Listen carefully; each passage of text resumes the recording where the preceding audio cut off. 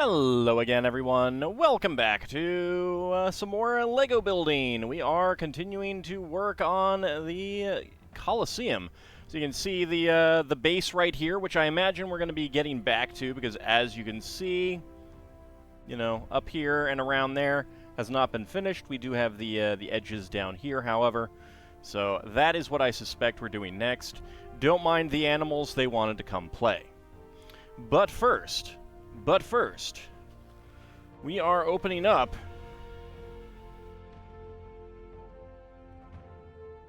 box number 2.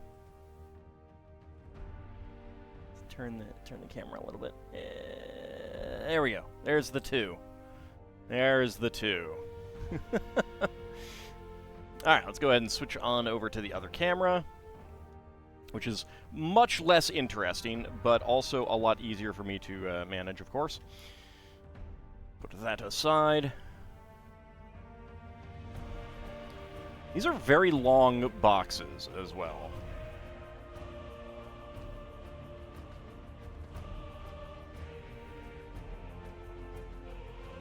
Come on. There we go. There we go. Must have been doing it at an odd angle. Kind of wanted to get the set, but it was just too large. It is very, very large, yes. I totally understand.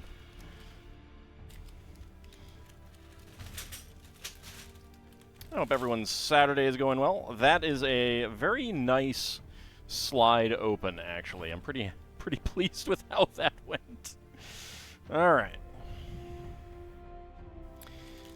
Let's see, we've got 16, 18, 15, another 15, there's a 14, 17, 18. Imagine that we've got some big ones to go with these small ones. 13, 17, yep. There's a 7. There's a 16. Howdy up, Cody. How's it going? There is 6. So we got 7 there. There's 18. I should actually look to see what we've got going on here. 18. Okay. So 18 is the last we can... Of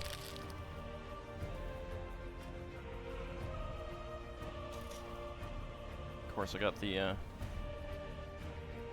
other camera on my microphone cable. Oops. Howdy, Bahamut. How's it going? Alright, so... 17...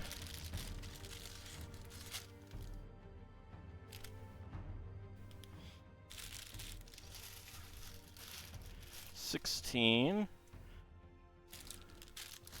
There's a 7. There's a 9. There's another 7.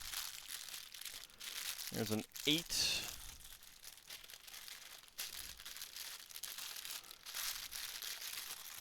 There's a 10. Yep, there's a 15.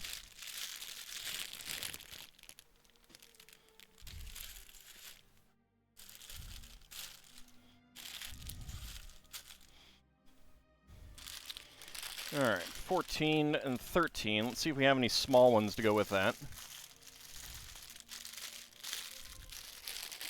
There's 11.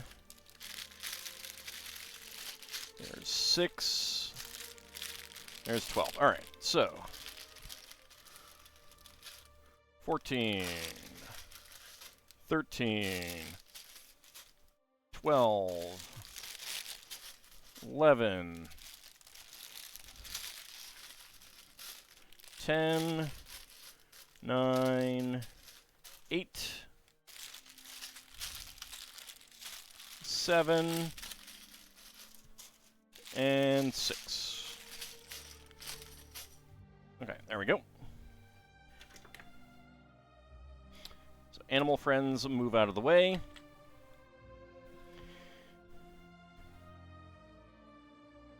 Alright. Bring this down. Move things further out of the way. I mean, the good thing about this is that I know how big it's going to be. So it could be worse. Alright, history. In 64 CE, the Great Fire of Rome devastated the city, and Emperor Nero seized much of the area where the Colosseum now stands for himself. Construction began under Emperor Vespasian in CE 72 and was completed by his successor and heir Titus in CE 80. Further modifications were carried out during the reigns of Domitian, the third emperor in the Flavian dynasty, including the building of the Hypogeum underneath the arena.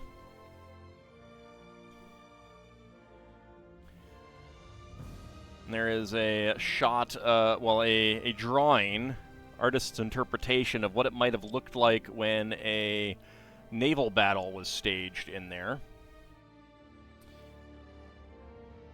I wonder if they had to, like, build the ships fresh in there, kind of thing.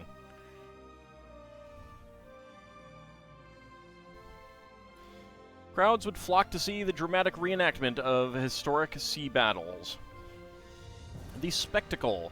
Some of the most popular events in the Colosseum were the reconstruction of epic naval battles. The first one was staged in AD 80, when the arena was flooded and specially constructed flat-bottomed ships replicated the battle between Athens and Syracuse.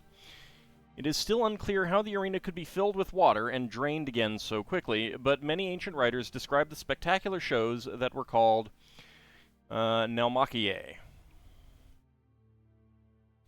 The spectators. With estimated crowds of up to 80,000, the composition of the Colosseum's audience mirrored the rigid class structure of the Roman society. Special boxes at the north and south ends of the arena offered the best views and were reserved for the emperor. These were surrounded by the senatorial class, while the tier directly above was occupied by the noblemen. Above them sat the wealthy and respected citizens of the city, and at the very top stood the common, poor, and slaves. At least they were allowed in. And you know, it's kind of similar today, but based on how much you can pay. Each tier was divided into sections and further subdivided into cunae, or wedges, by the steps and aisles from the vomitoria. Each row, gratis, of seats was numbered, permitting each individual seat to be exactly designated by its gradus, cuneus, and number. And of course, cunae, or wedge, also forms cuneiform.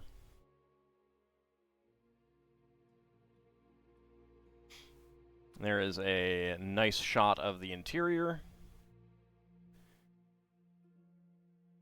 Some lead piping under the Colosseum was found, but not clear if it was drains or some other purpose. How'd they fill the Colosseum with water? Not saying it was aliens, but it was aliens. It was obviously dragons. Duh. Alright, 6, 7, 8, and 9 will be making the rest of the base and the Hypogeum. Or Hypogeum. Alright, 6. So that is going to be...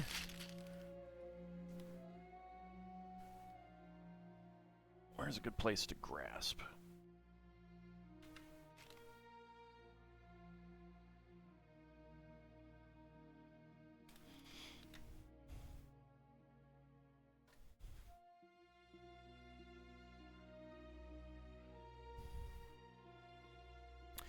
Good news, you're done with your rough draft of the Spelljammer Fan Magazine article, and now you just need to know who to hand it to. That would be, Big Mac.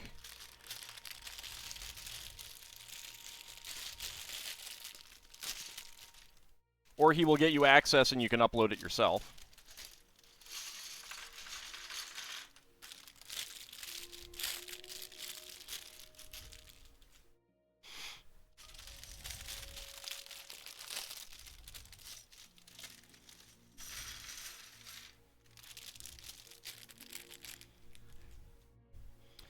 Find it up real nice, give it to Braxton, he loves books. I think you might be thinking of Solus. It's also yeah, he corrected it.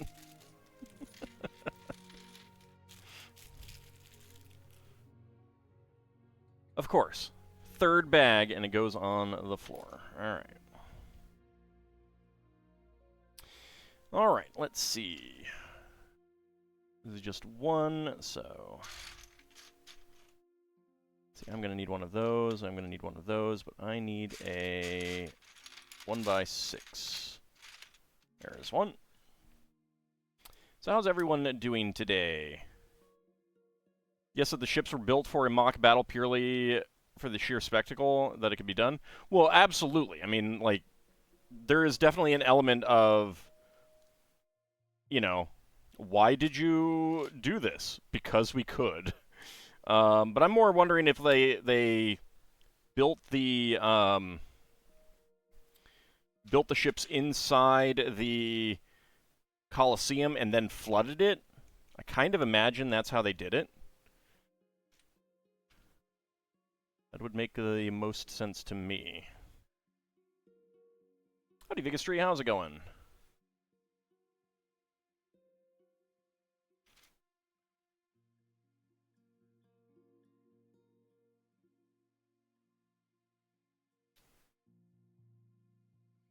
But yeah, definitely a we did it because we could thing.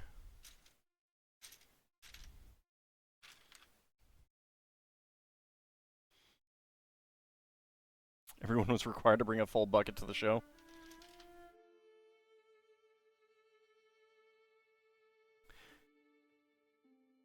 I mean, they definitely had the technology to build pumps and screws, so... Like water screws.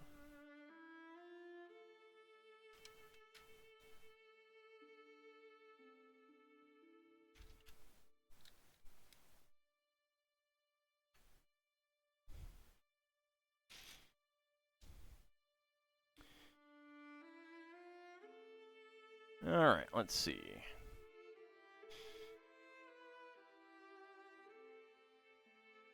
Oh no. Okay, yeah. That is going to be this side.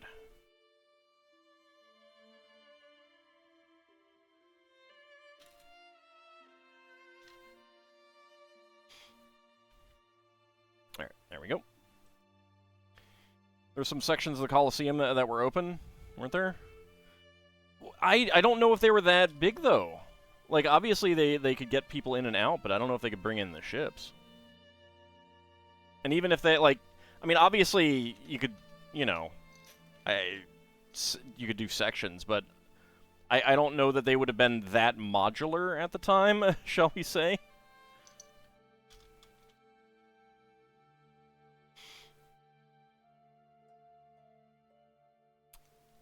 I just don't know. And I'm not sure that anyone knows.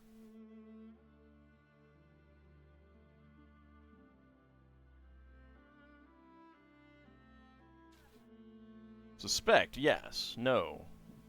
Don't think so.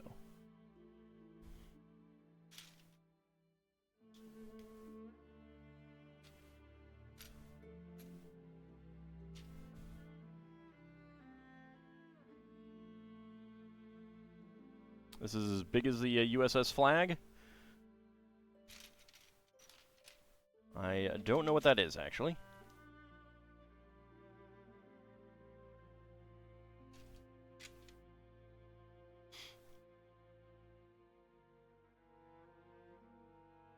Don't think they held events daily? Well, no, they definitely didn't.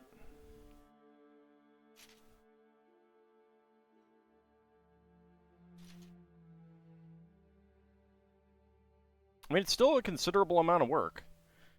Again, they did it because they could.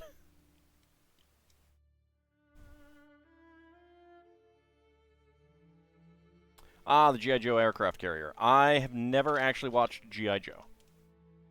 My parents actually wouldn't let me when I was a kid. Not that I cared that much.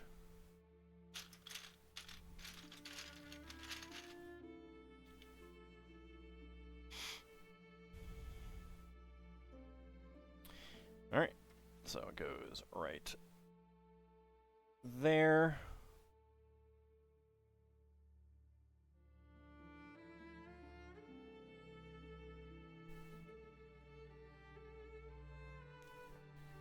Gotta show the power of the dude in charge. Yep.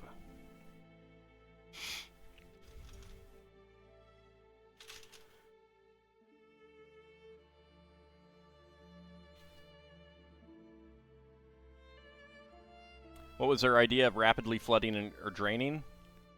Could have taken days to do. I think we would have. I think we'd know if it took days. I think they do talk about it. I don't know what the numbers cited are.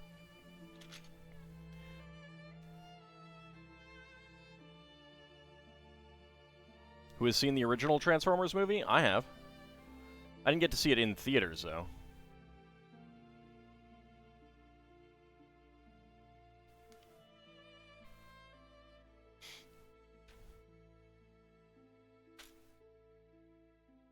I love the Transformers movie.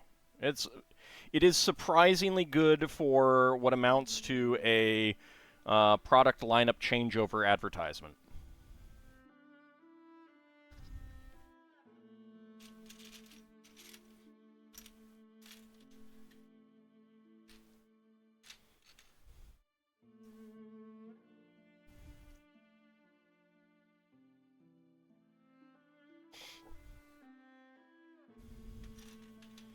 The reason for the swear word was to deliberately get parents in the theater because they have the money.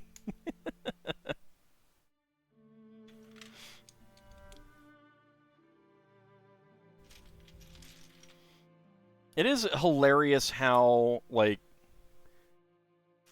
that movie, which really was basically just a big product lineup changeover advertisement, ended up being so darn good because of that. You know, even if it did make a lot of kids sad that Optimus Prime died. You only saw it a few years ago, no matter how much you know of it already. You actually know nothing until you've actually seen it. Last role of Orson Welles, yes. That is, there is... And there's an interview of him being, like, talking about it, and he's like, oh yes, I'm in some children's cartoon or something like that.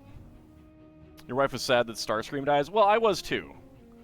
But that's also why they brought him back. I mean, Starscream was my favorite of the Decepticons.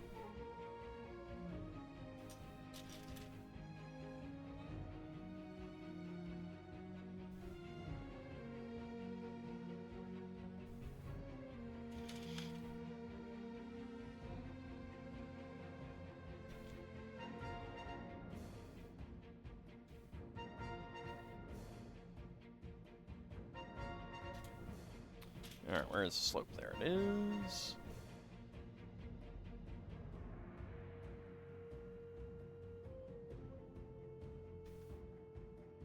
Astro Train was one of the other favorites of mine as well. And it was a space shuttle.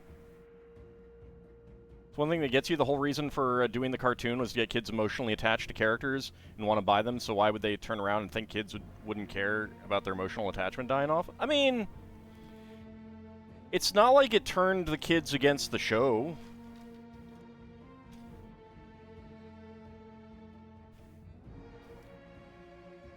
And I also don't think that they thought about that at all.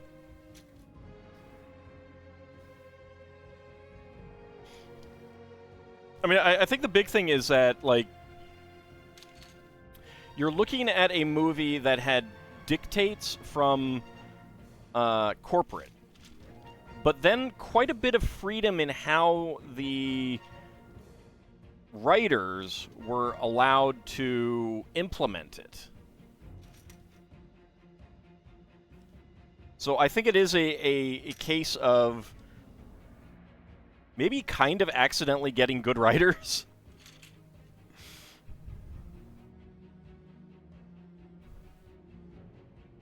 When the G.I. Joe movie had... Then the G.I. Joe movie had to do an about-face with killing off Duke? Yeah. I think it was parents were the ones who were angry about it. Kids were just sad. But it was also incredibly emotional. You know, which was kind of the point.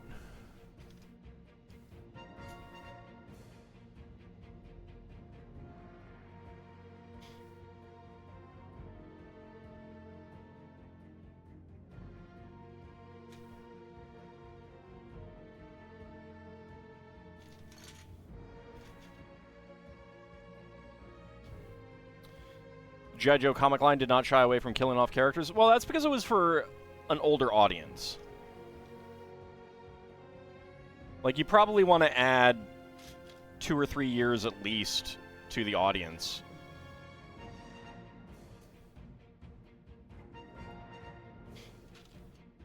The cinematography is amazing. Yeah, oh no, the animation in Transformers movie is top-notch.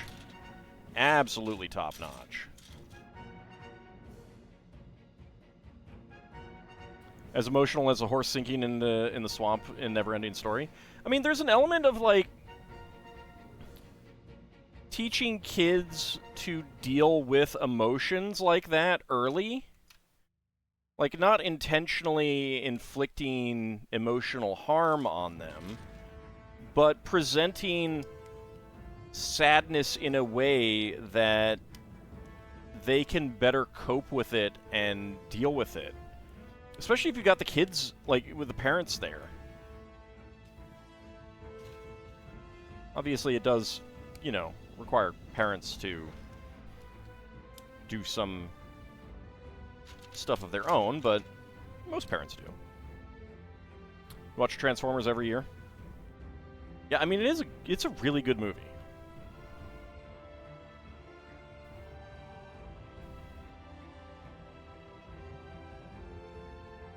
Most parents do, in fact, parent.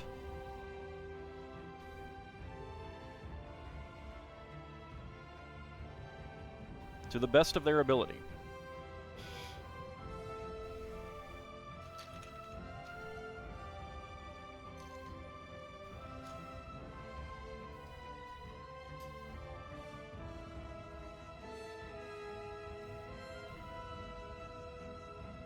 Not sure when I watched Neverending Story. Probably not in the theaters. I am pretty sure that I did not go to many movies in the theaters when I was, like, really young.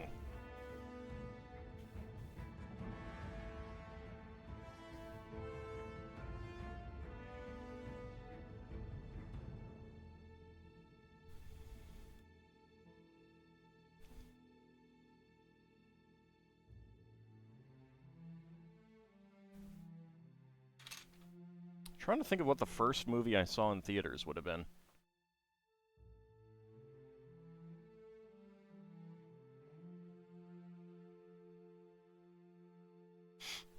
Like, I can definitely remember non-kid movies that I went to see that would have been fairly early. I can't remember what kids' movies I went to see. I know I did. I went to see, like, there was a period of a few years where my dad took my sister and I to every new Disney movie that came out, every new Disney animated movie.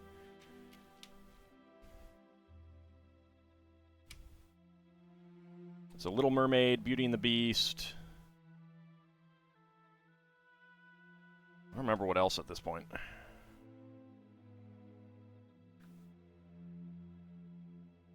I'd have to go back and look at what actually came out at that time.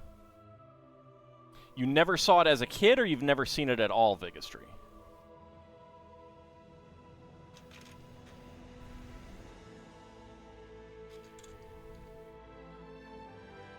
Because if you've never seen it at all, I would recommend rectifying that. Never seen it at all. It's a good movie. It's got a great score as well.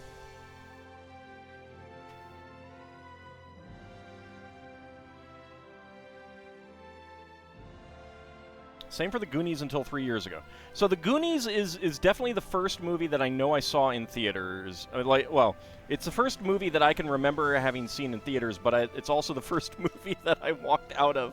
I got scared, and I made my mother take me out. But it was also not a movie that I had, like, asked to see, per se. I don't know that I understood it as a, like, I don't know if I was cognizant of movies at the time, really. We were visiting some family friends, and we all went together. But I don't know if I went to see a movie in theaters before that. And I don't know what I saw after that kind of thing. It was a truffle shuffle, wasn't it? So scarring on to so many kids.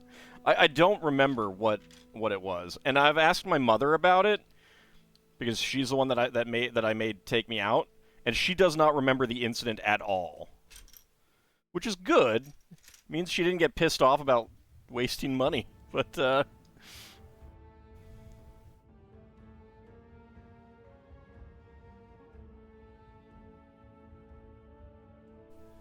for her it was Tuesday, yeah.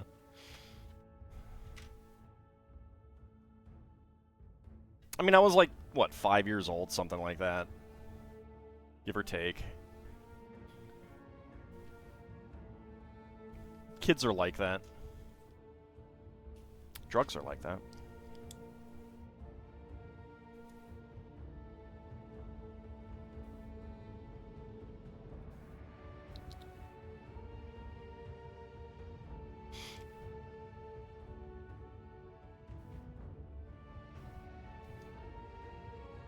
Didn't finish Empire in theater. You had Wendy's just before, and you were carried out of the theater only to puke in the lobby. Ah.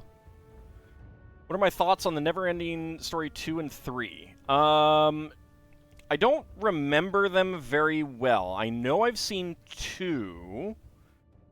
I think I've seen 3. 2 had... What's his name? The guy... The guy who played Lucas Wallencheck on Sequest DSV. And then sadly committed suicide at some point.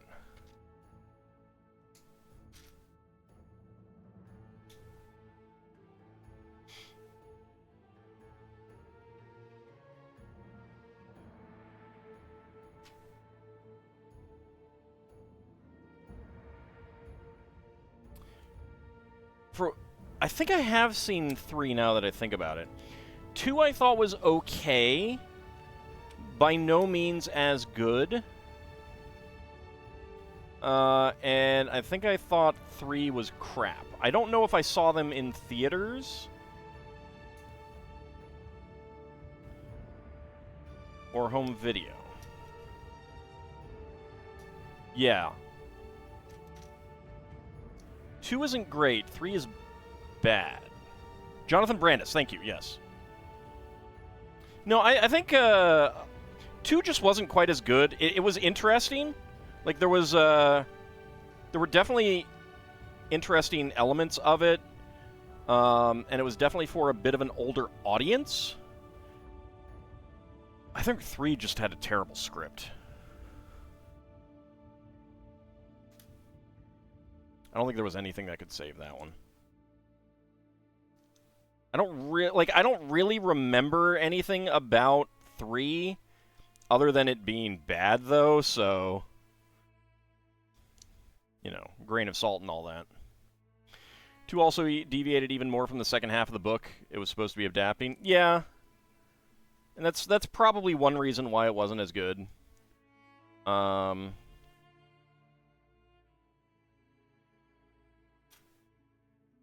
But, I mean, Jonathan Brandis was a good actor.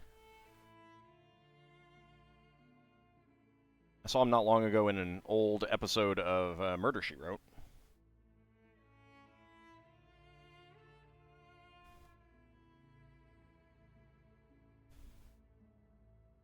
Michael Ende hated the movies. Not sure if he lived to see 3. Yeah, I mean, you can never get everything out of the movie. You know, like, the movies are always going to be different in some way and stuff like that. And I can understand being, like, the author of a book that gets adapted and just not liking how it gets adapted. Would have absolutely hated the 3rd movie.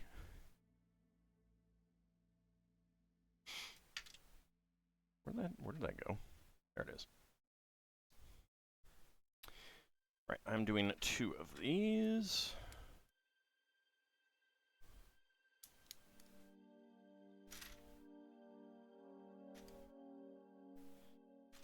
Who do they get to play Bastion in the third one? Third movie was complete whole cloth. Yeah, I mean, that's part of why it was bad. You remember seeing many movies in theater as a kid? Yeah, it wasn't until, like, I don't think it was until the 90s where, like, going to the movies was really a big thing for me. But it definitely did. I saw a lot of movies in the 90s.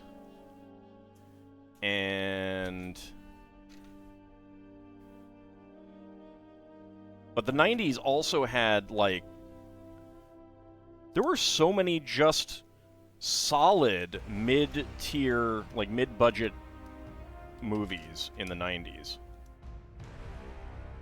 They do not make movies like that anymore, for sure.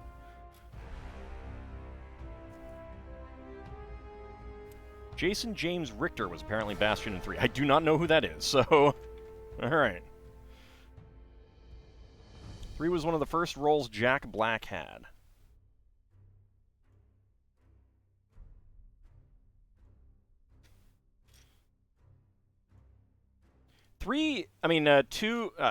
One, sorry. 1 had absolutely amazing special effects for the time, and they hold up. They are solid special effects.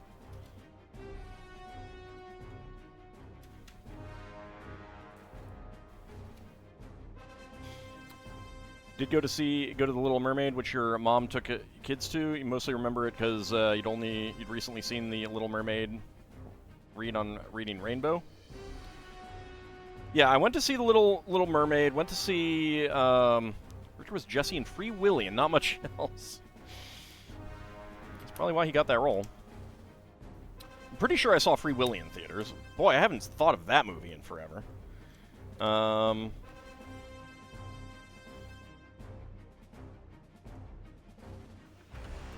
I had an idea in my head.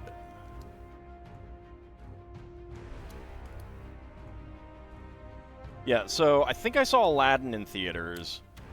I definitely saw the DuckTales movie in theaters, Beauty and the Beast in theaters. I've still to this day never seen Flight of Dragons.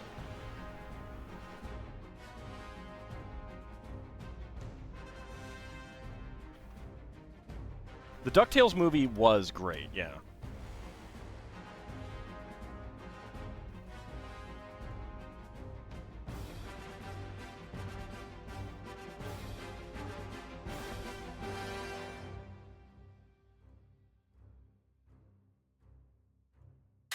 Nope.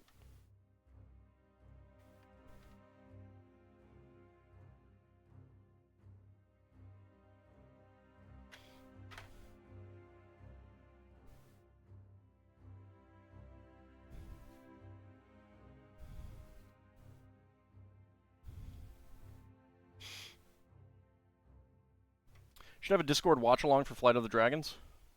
Could be.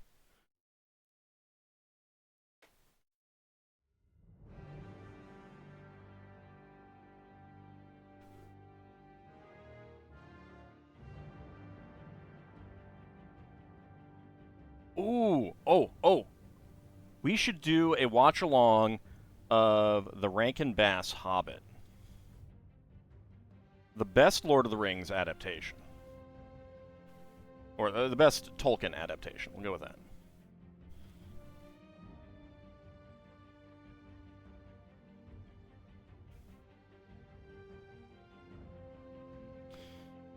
We're seeing Flight of the Dragons. You didn't know that dragons specifically hoarded gold? You thought hoarding was just whatever they get their claws on and called that treasure?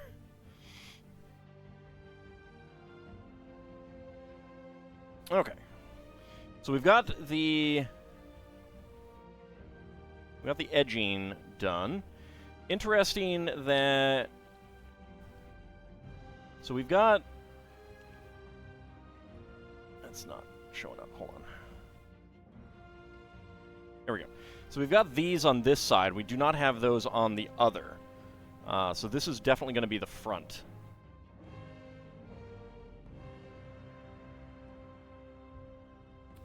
Too bad the re-release of The Hobbit left out some of the sound effects. I don't remember noticing anything, so I might have one that's good. It's a DVD, it's not Blu-ray.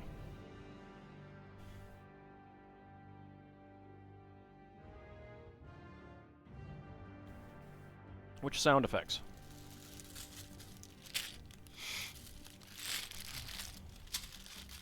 Or link me on Discord and I'll take a look at it afterwards.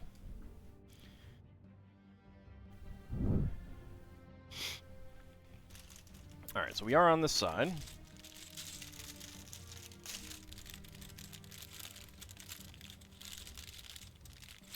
Alright, this bag is just 2x4s and 6x6 tiles, so I'm not going to dump that out. This appears to be other things. I think you saw more movies in your mid to late teens than as a kid. Yeah, I mean, the 90s were a bit more, like, I think there was definitely a film renaissance in the 90s. You have to look it up. If you come across it, I mean, you don't have to. That's fine. But if you do come across it, link me in Discord so that I can take a look and check to see if I have that release or a different one.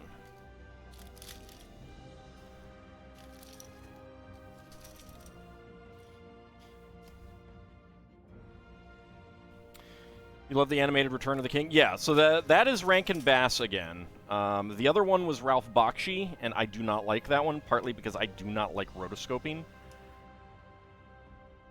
One movie you regret paying a ticket for? The Happening. Oh, yeah, that was like... That was M. Night Shyamalan, but he only made one good movie. Basically. I have not seen that one. Bakshi is why Rankin and Bass didn't do Fellowship in Two Towers. Yeah, I know. There's a bit, essentially, of the story that is not covered because Bakshi's Lord of the Rings was the Fellowship and half of Two Towers. And the Return of the King is just Return of the King. So there is half a book that has not been animated. Frustrating.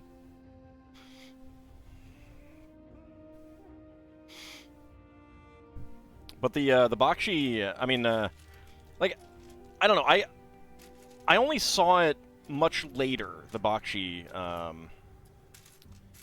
Lord of the Rings, and I've liked other Bakshi stuff. I liked Wizards. I haven't seen that in forever. And I think I've seen Fire and Ice.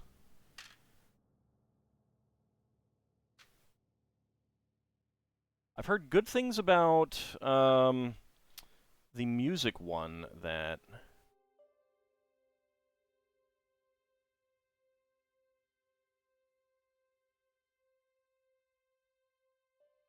Did these go on the other side, too? Don't know.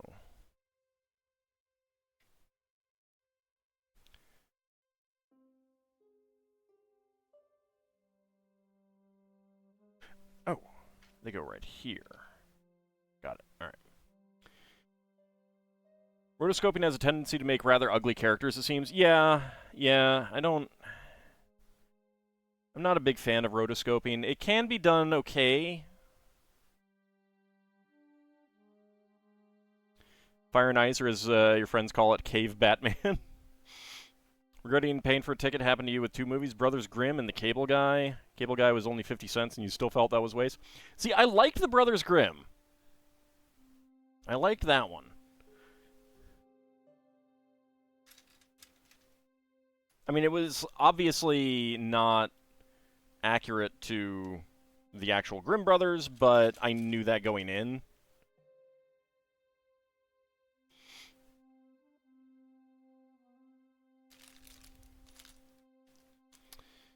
Alright, let's see. 3 2x4s.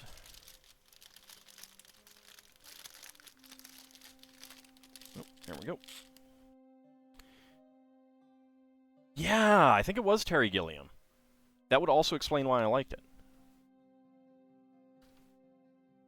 I'm not sure if I have disliked anything Terry Gilliam has done.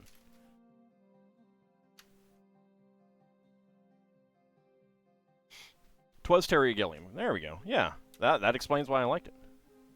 I mean, obviously everyone is entitled to like what they like and not like what they don't like, so I'm not saying you should like it, well, Bunny, by any means.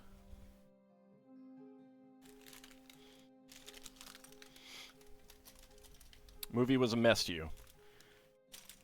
Well, I'm not saying it was, like, great. It wouldn't surprise me if there was executive interference and stuff. There oftentimes are with Terry Gilliam movies. Oops. I think he has a tendency to go over budget pretty significantly. You love Time Bandits. Time Bandits is great. The Adventures of Baron Munchausen is one of my favorites.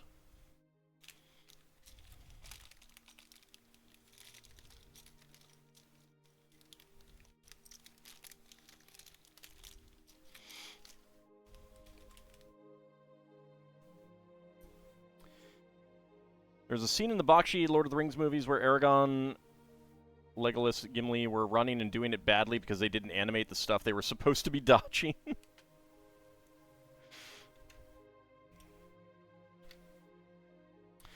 That might be one of the reasons why I didn't like it. I don't know. I had never seen it before. I bought it expecting to like it because I like other Bakshi things and it's Lord of the Rings and etc., etc., etc. And then I watched it and I gave it away. It was like, my mother was like, hey, you have anything to donate to the library? Here. Have this. That's 5, 6, 7, 8. All right. I kind of regret it because I kind of want to rewatch it and see if I feel the same way, if it was like just an overreaction.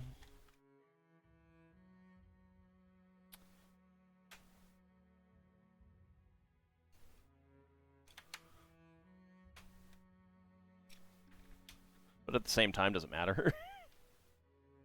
Time Bandits. Brazil, yeah. Brazil is excellent. Jabberwocky is on Peacock, and I need to watch that. I've been meaning to. I've seen it before, but I do not remember it.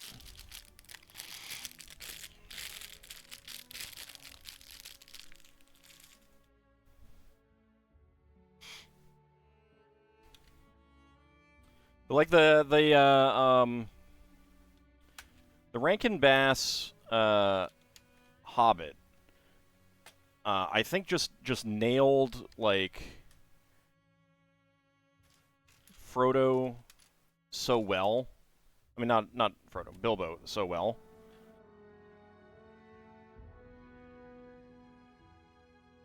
Adventures of Baron Munchausen by proxy is much less enjoyable. It's terrible.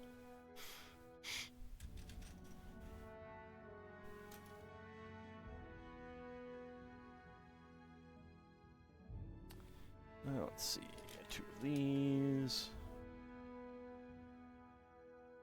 There's a little gap right there. Voice casting for The Hobbit was perfect. Yeah. Orson Bean does a fantastic job. I was so sad when he died. Because he was really old, and he got hit by a car. Like, what kind of messed up way to go is that when you're old? Seriously. Stupid drivers.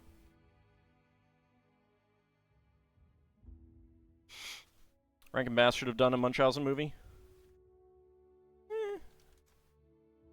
I think Terry Gilliam did the best Munchausen movie that we'll ever see.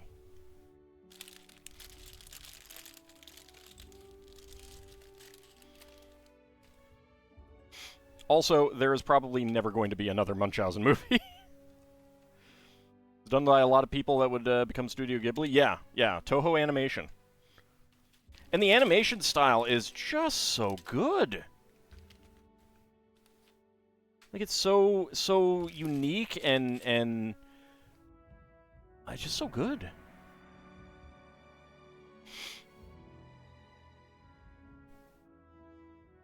And again, like, Andy Serkis does a good job as Gollum, but no one's going to do a better job than Brother Theodore.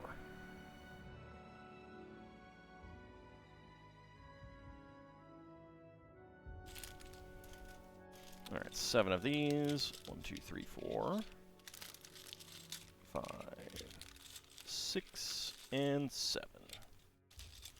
Take out the 8th one to put it there.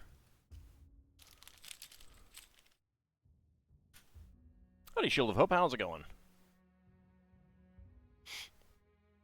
So much of the of Rankin Bass is those claymation holiday movies, Hobbit and Return of the King, really stand out. Yeah.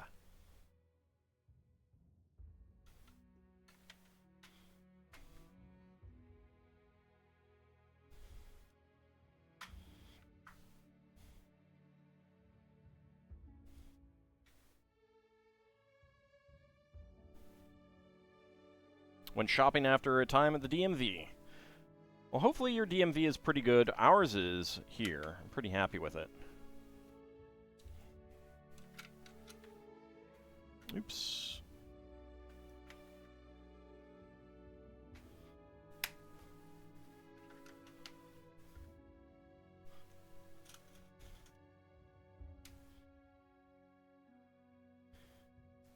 It was full and understaffed. That is unfortunate.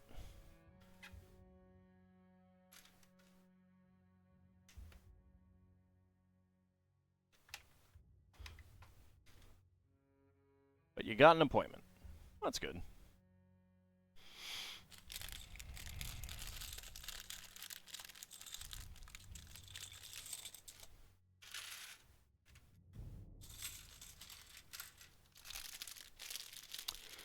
But, like, I feel like, I mean, well, first of all, I cannot watch John Huston in any movie without immediately picturing Gandalf.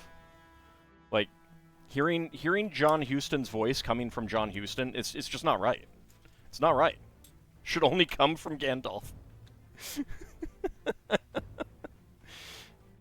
Really should read the Munchausen stories. Had a couple in school, but mostly know them through the animated movie and the later live-action one.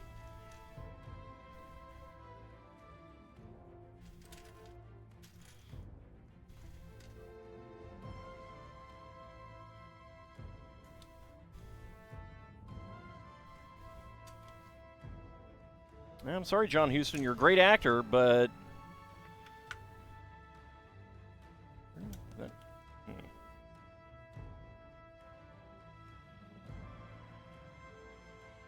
Maybe it bounced.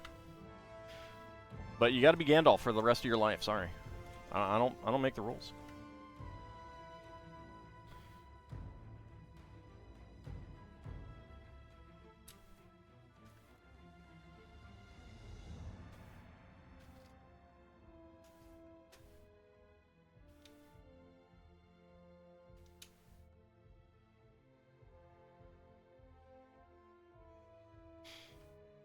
By 2 there, and 2 by 4s here,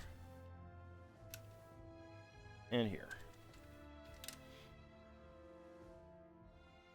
Likewise, Richard Boone was far better Smaug than Benedict. Yeah, that scene with Bilbo and Smaug is just, like, it's so good in the animated version. I have not seen the full Hobbit live-action movies, and I don't really have a desire to, but I have seen that scene, and it just hits wrong in the live-action.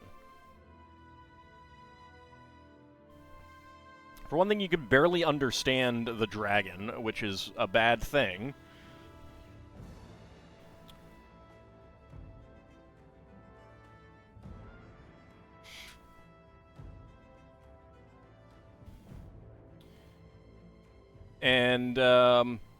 And there's just like this confidence of Bilbo because of his ring that you do not get in in the live action, and it's not right.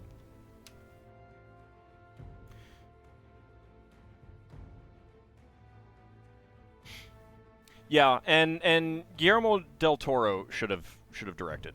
Like, I don't know how that movie would have been. I honestly cannot say if it would have been good or not. But I think that I can safely say that it would have been better. Because I think he understands... Like, well, first of all, Jackson didn't want to do those movies. And you can tell.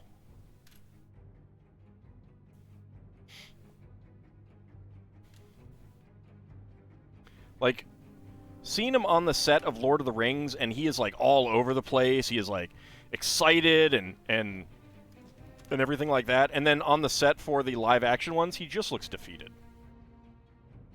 And tired. Smaug in the live-action could almost tell where Bilbo was, even with the ring on. I mean, there was an element of that in the animated movie as well, but... Like, there was this element of, it is dangerous.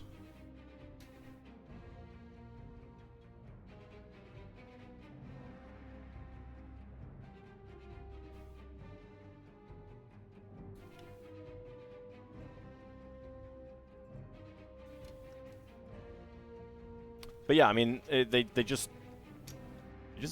get it right.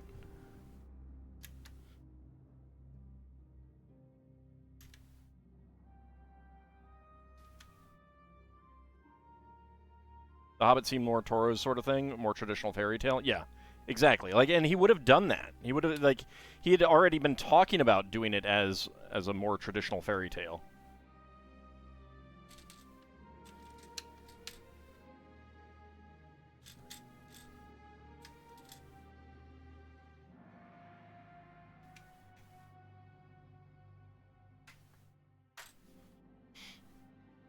It was more the ring calling to Smaug than anything else, though.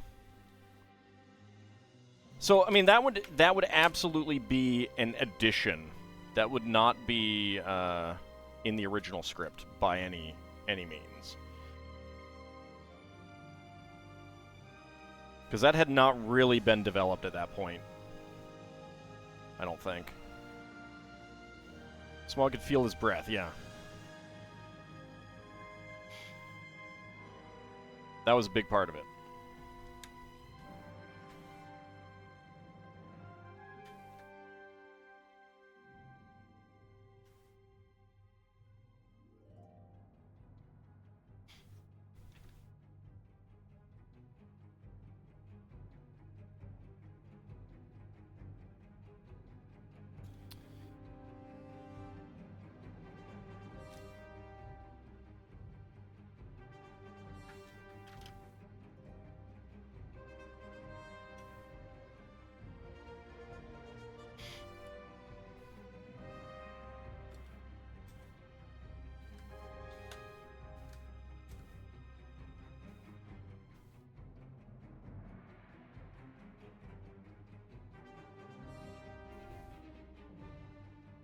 There we go.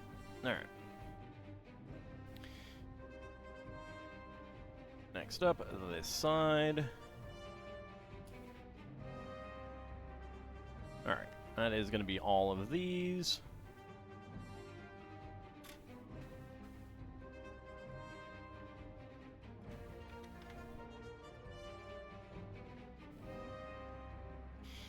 Granted, Watership Down was supposed to be a book for the writer's kids too. Yes. Watership Down is another great animated movie. Should do a watch party of that.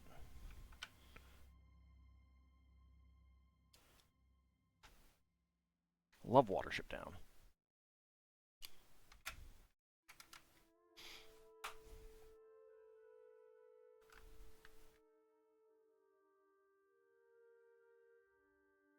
There's a scene in Wallace and Gromit: Curse of the Were-Rabbit where Gromit is in the car, and he turns on the radio, and the song from Watership Down starts playing, and he immediately turns it off, and I'm there in the theater, and I just, like, lost it. I completely lost it, and it's dead silent otherwise.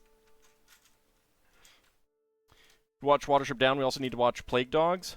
I don't know if I own that one. Bright Eyes, yes. The Art Garfunkel song.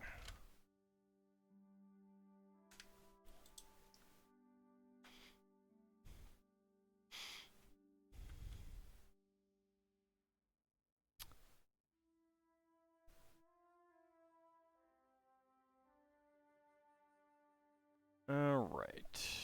I have put one on incorrectly somewhere. Or there's one stuck somewhere. Alright, well, let's do these first.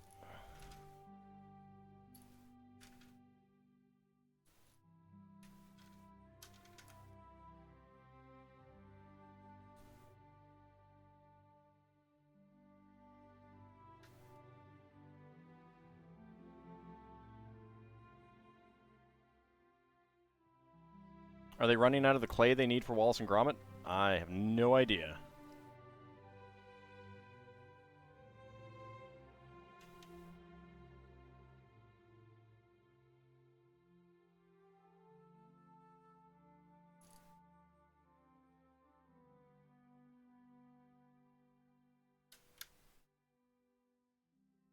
Okay, I think these need to be mirrored on the other side. Let me double check.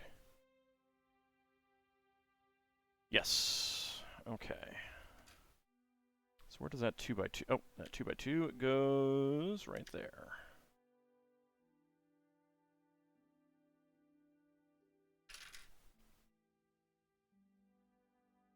Garfunkel had the greater position of talent of Simon and Garfunkel? A portion? I have no idea. I have no idea. I am by no means a connoisseur of Simon and Garfunkel.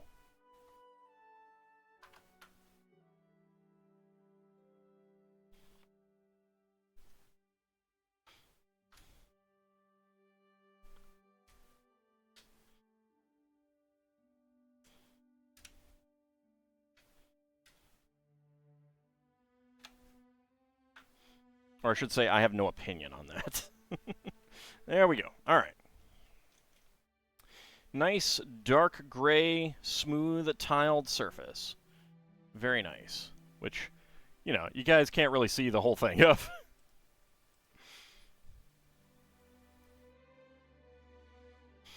Alright, bags number 8. Well, we just have the 1/8. Alright, so we're going into the middle at least.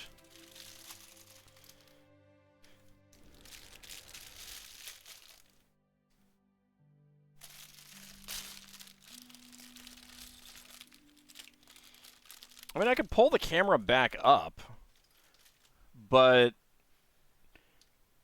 like, I don't have the space. You'd get so much other junk. And the detail would go. Like, it has the camera that I'm using right now, and I'm not super happy with it. It is a new camera. And it's okay, but it just doesn't quite do what I want. I think I need a DLSR. I think I just need to get a DLSR. I think that would be better.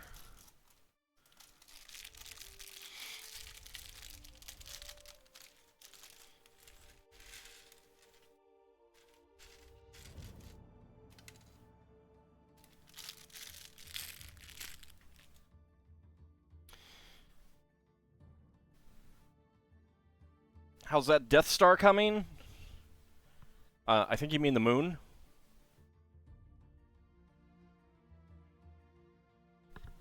Sorry, I need to take off my my flannel. I'm getting warm. It is very cold out, but I also have a bunch of lights on right now.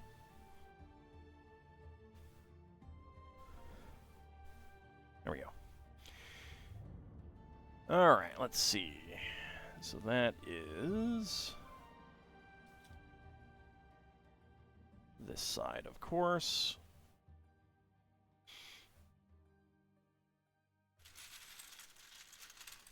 All right, actually, I think I should pull these out.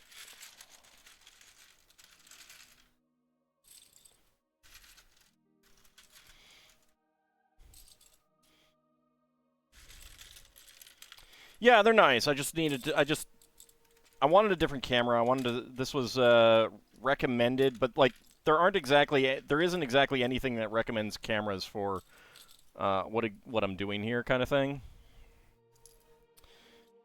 It's fine. They're all pretty much all cameras recommended for, you know, focusing on your face.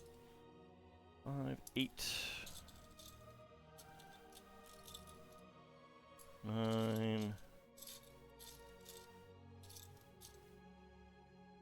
and 10. There we go.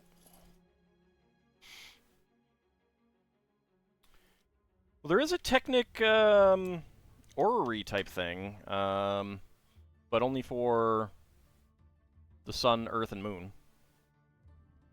And there's been some ideas sets, I think, for that sort of thing.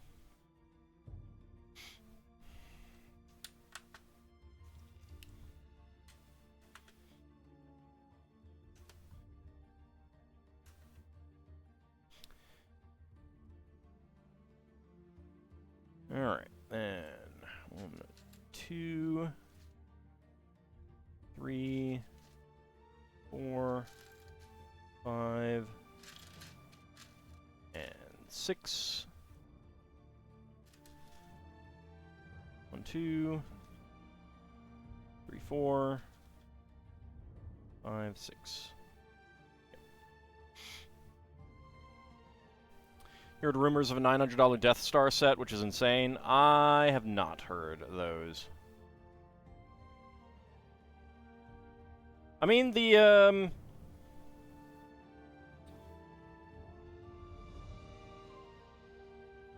AT-AT was $850. No, I know what you meant, not a rogue AI. And yeah, I mean, it would not be to scale.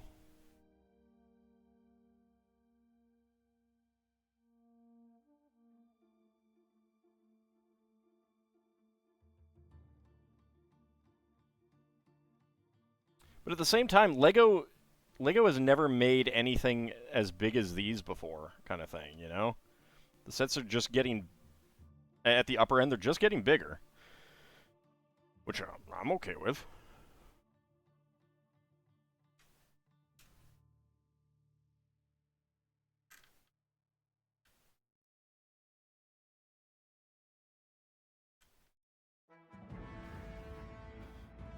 And there's so many sets, like, if you go back and adjust for inflation, so many classic sets that people probably don't feel were that expensive were actually pretty expensive.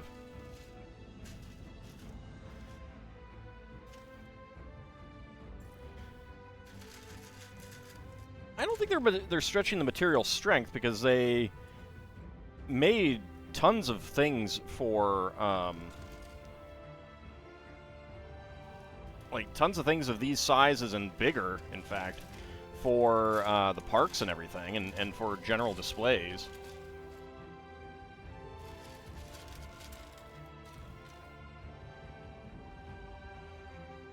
Should have poured all these out on the table instead, but oh well. Okay, there we go.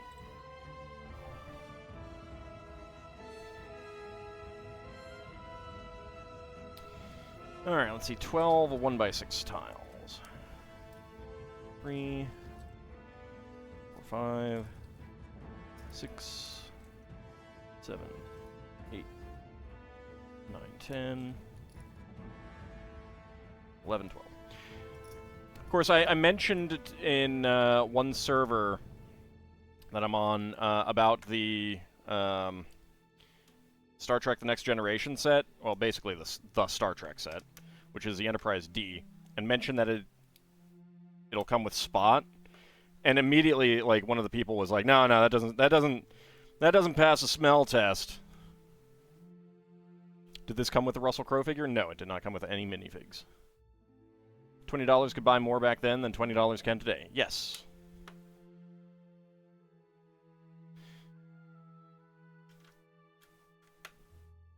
And, like, I don't know. I mean, it's a single piece. I mean, printed, obviously, which is more expensive. But it's a single piece. It's an animal. People love animals. Like, it's kind of a no-brainer.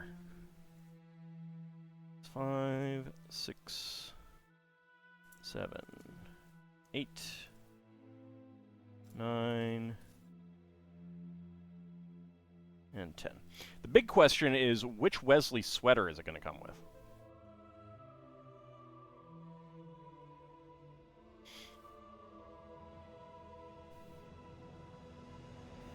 Like, that's the ultimate question here. My guess is the gray with rainbow stripes.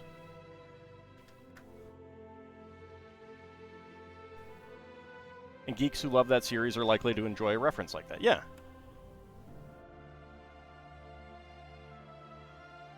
Speaking as a geek who loves that series. Kind of hope for a USS Defiant set. That is your favorite ship in Star Trek. I mean, like, if it sells well, it would not surprise me if they continue to make more things. Certainly an Enterprise A.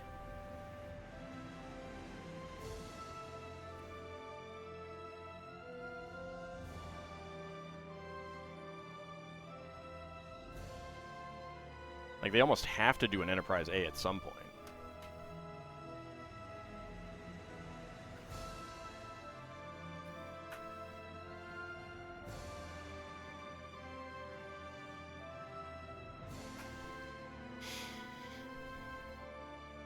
The Ceratops would be neat to see, too.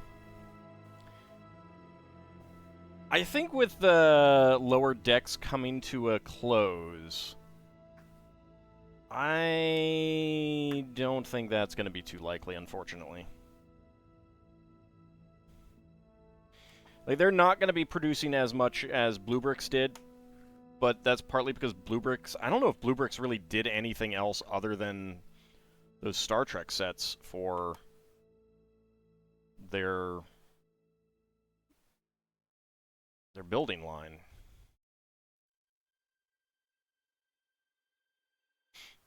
Klingon D7 is the sexiest ship in all Star Trek. Fight you. What would a Lego Tribble look like? Wouldn't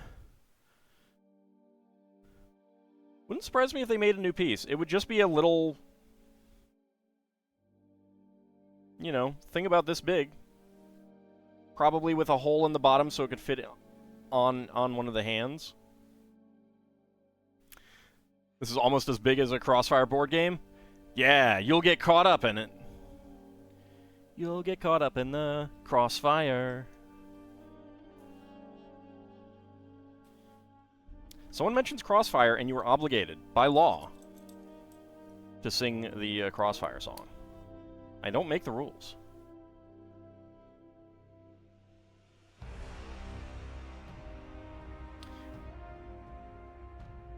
Why do the names of Federation ships skew so American English?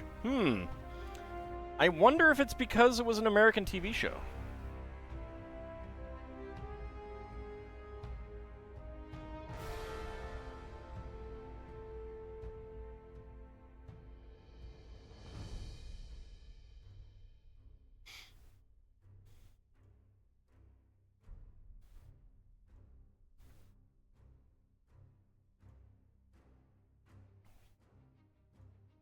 You don't remember that commercial?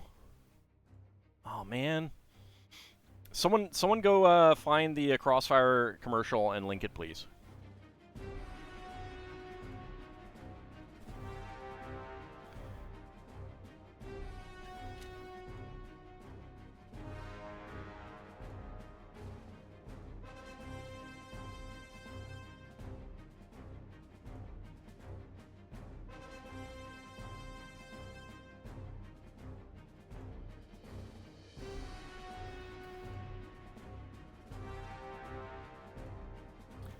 Well, that doesn't surprise me, Lord Canis. Should totally name one after Gowron. Put 2 giant googly eyes on the front.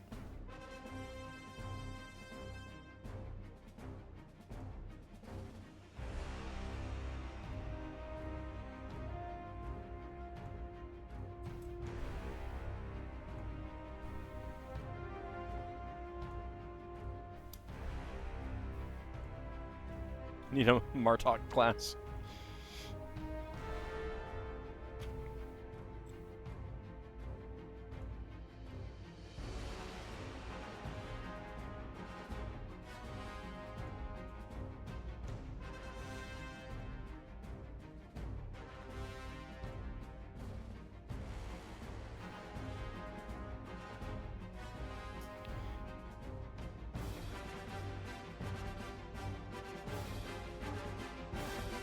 Excelsior class, huh?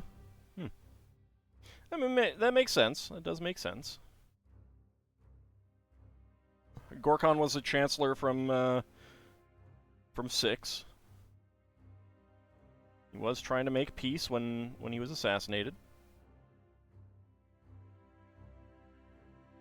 There it is. Excellent. David Warner as well, yes.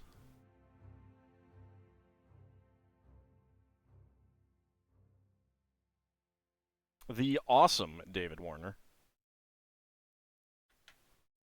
Let's use his whole name there. It's certainly 80s vibe.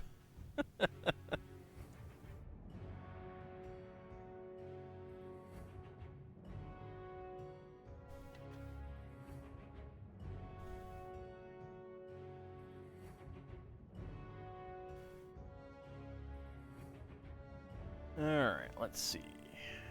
That is going...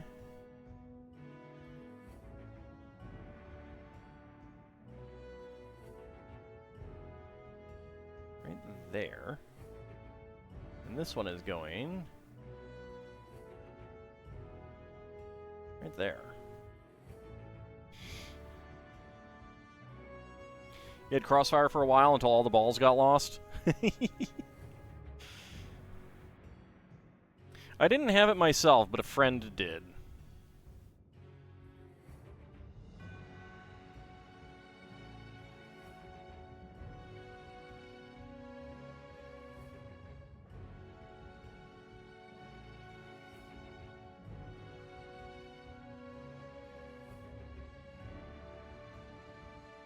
Definitely played it at his house a bunch. This was the same friend who had the Civilization board game. A board game that we played every day after school for an entire week.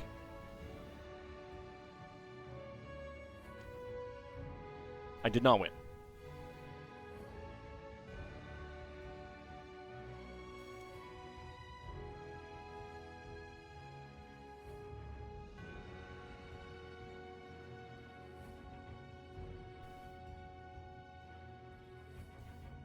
I have also never seen The Last Unicorn. What is this Hungry Hungry Civilization? Civilization, the board game. It's a bit different from the computer game. They actually made a computer game version of the board game. Basically, Civilization, the board game, the computer game.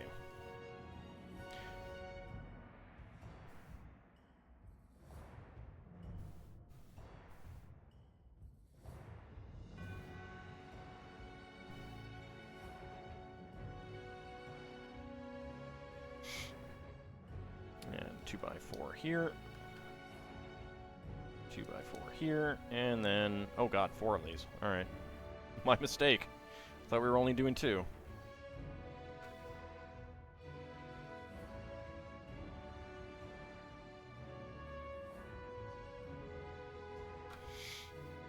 Yeah, Gandhi should never be less nuke happy.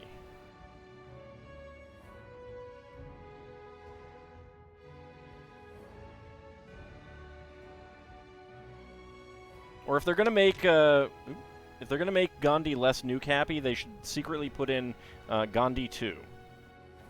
Subtly make him look like Weird Al Yankovic.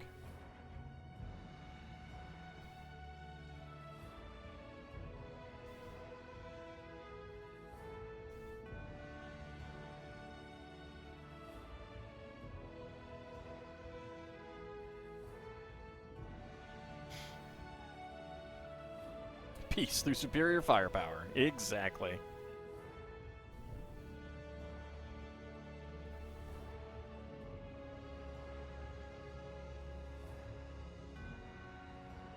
And then, of course, they should also, if they're going to do that, then they'd also have to put in Conan the Librarian. You don't know your Dewey Decimal System?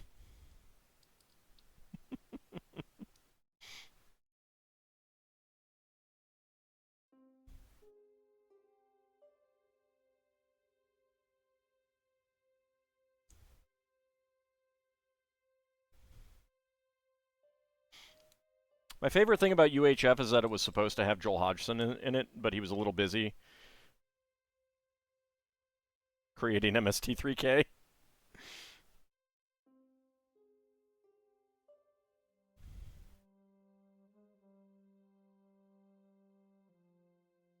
Alright, there we go. There we go. There we go. And there we go.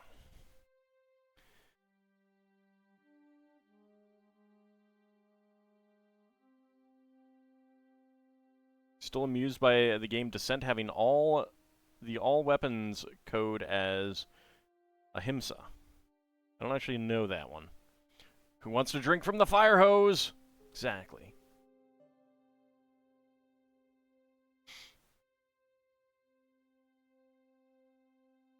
Alright, let's see. We're doing 2 of these.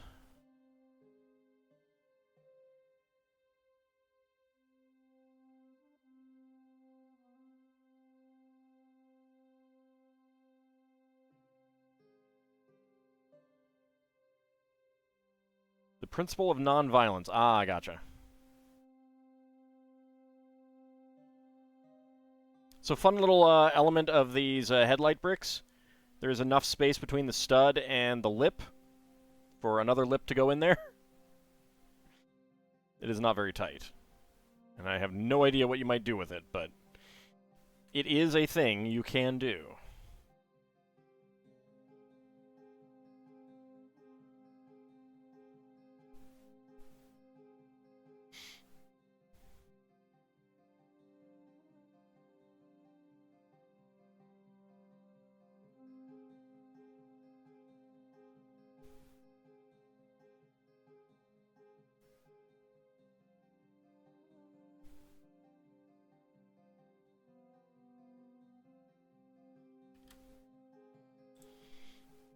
Right, another one of these.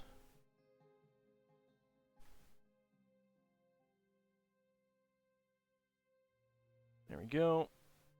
Alright, this one goes right there. And this one goes right there. How many illegal builds can we make from this quirk? Those would not be illegal, because there's no stress.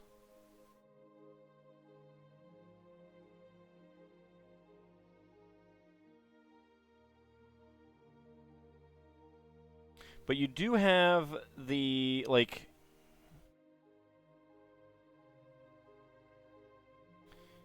Like, the lip is not as deep, like, the stud is a bit higher than the lip. So I don't know, like... This might be a plate thick there. Yeah, that is a plate thick. Alright. I mean, there's definitely some things that you can do, but I have no idea what you might want to do that would require that kind of thing.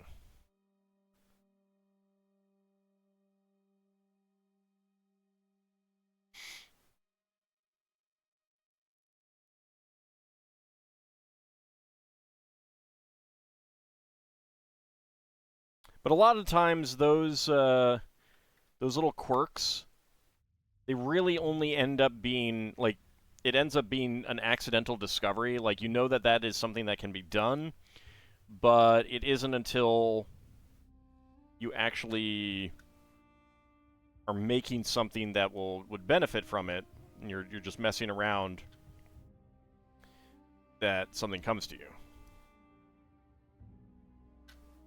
Like, the nature of this does mean that you've got a stud this way, you've got a stud this way. You cannot use these studs as studs, but you do have the holes, so you could stick some things through there. And of course, you've got the receptacles there and there. You can't really use that receptacle for anything.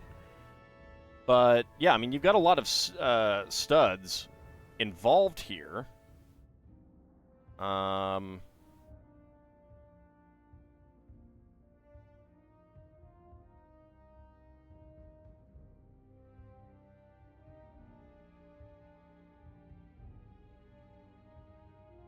So you might be able to flip studs around. Those are not going to...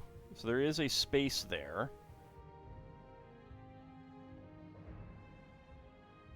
Is it plate thickness?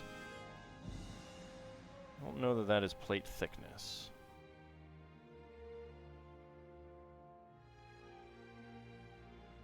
It does not feel plate thickness. No, actually. I think it is.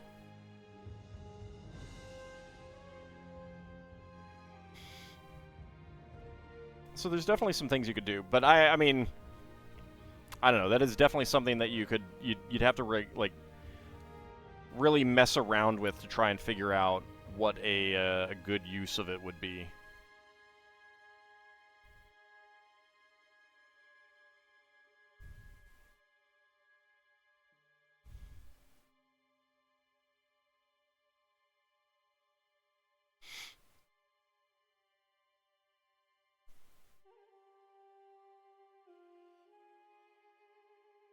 I am also not the most inventive Lego builder. I am not someone who's ever really come up with interesting new techniques. I have not actually used a lot of interesting techniques.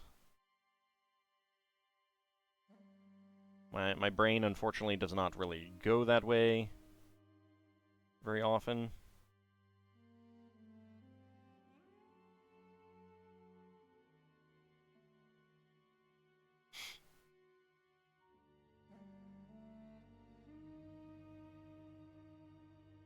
Alright, this is there.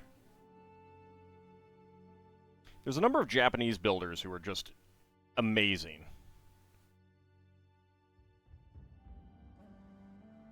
And they have a tendency to come up with all kinds of interesting uses for those techniques.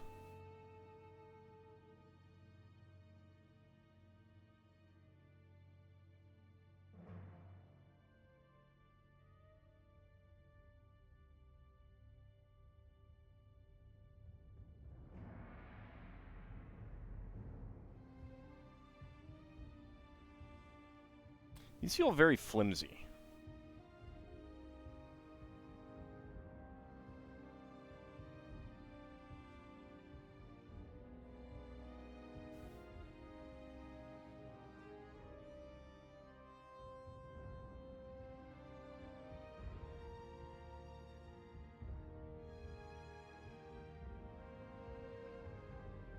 And I really feel like there should be more locking them together.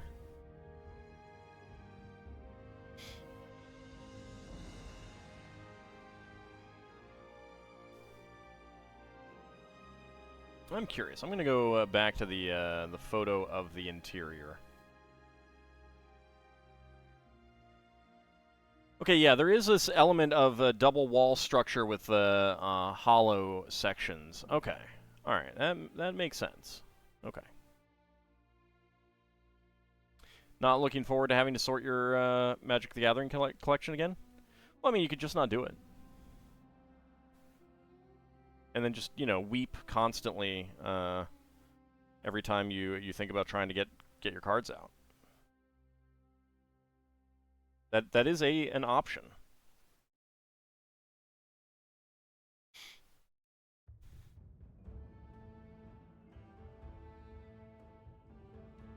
You know, it could be like me and my Lego collection.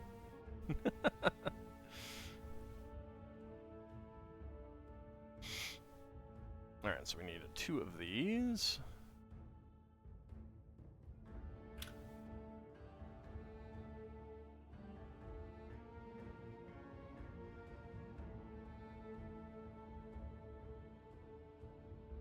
I mean, sorting the collection would be to make it easier to get to cards that you want.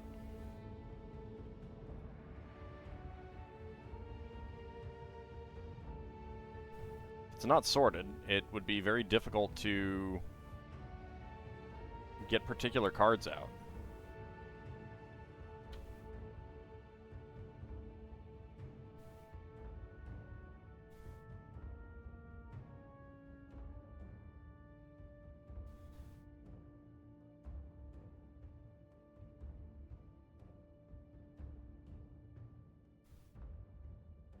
There we go.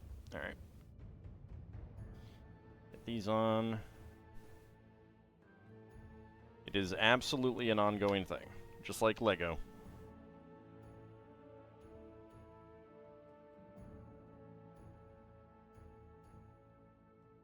There is never an end.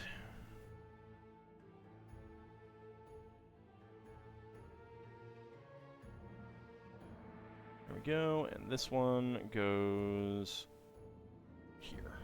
Alright.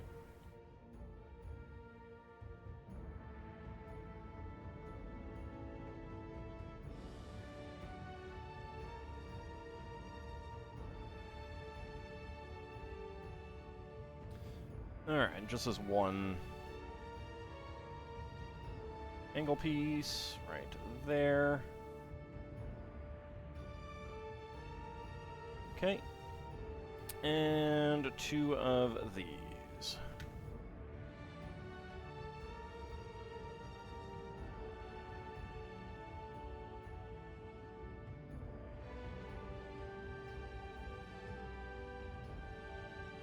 Well, he means adding new cards to the sorting.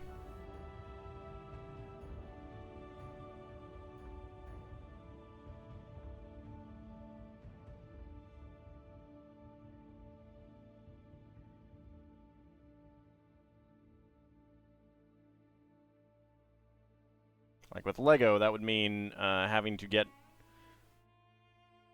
either more or larger containers. Uses binders, so that means that, you know, if you've got these cards here, and then you get this card, you gotta, and it goes in after the dark green, you gotta pull out these 2, put this one in, and then put these 2 back in, if you're talking about like card binders. Alright, we had no extra pieces with the last set of bags. This one we have gray and dark green 1x1 plates, beige 1x1 tile slope, and a tan 1x1 cylinder tile with top peg.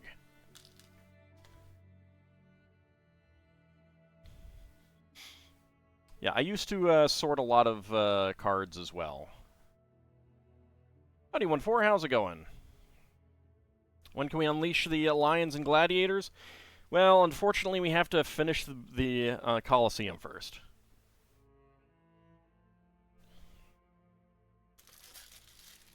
Alright, bag number 9.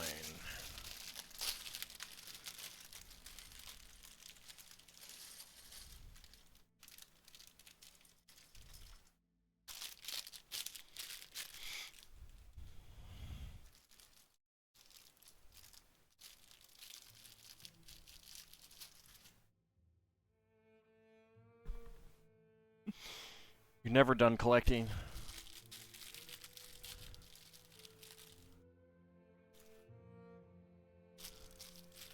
It is a never-ending story. I'm sorry. Alright. Let's come down here.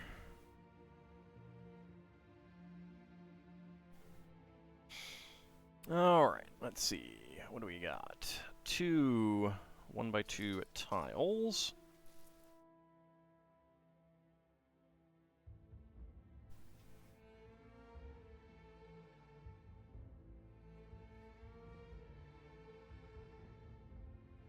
It wasn't even on camera.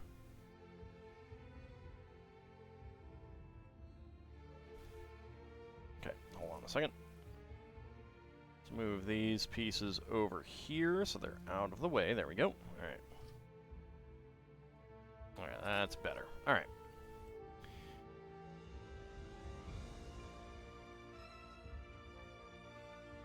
One by one headlight bricks. 4 of those. 1, 2, 3, and 4. Alright.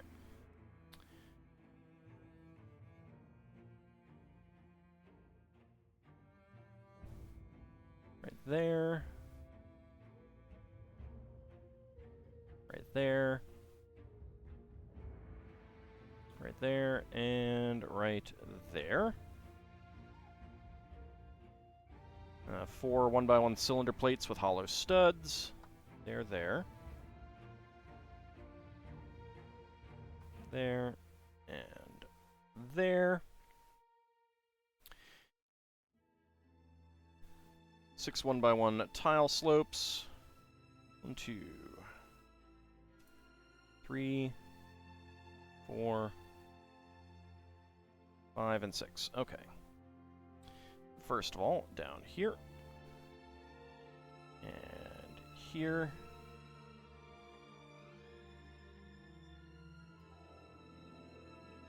Definitely parts that have collapsed into rubble.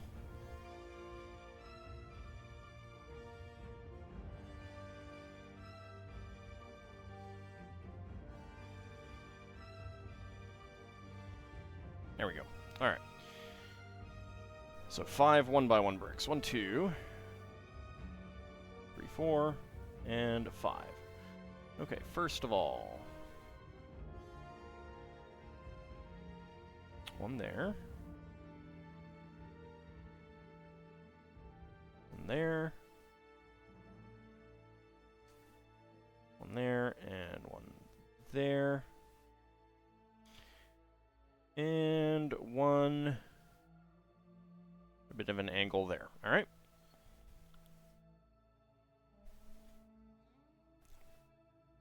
Few earthquakes, millennia of looting for building materials. Yep. Yep, indeed. All right. Let's see. 4 brick bricks.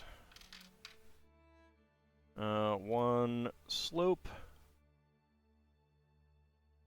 1 1x1 and 5 tile slopes. 2, 3, 4, and 5. All right.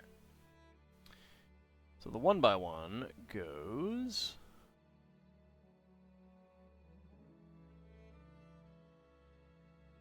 here.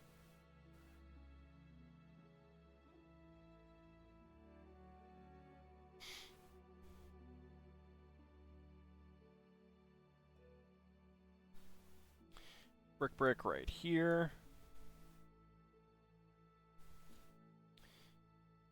A brick.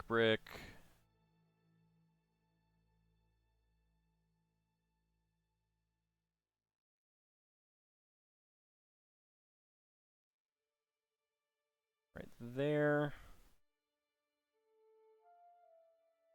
Another one with this one here. There we go.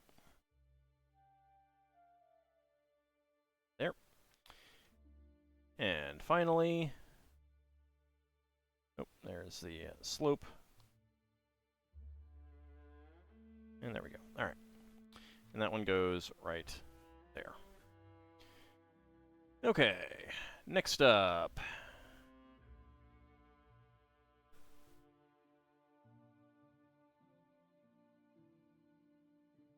Hinge plate, 1x4, 1x2. 1x2 tile.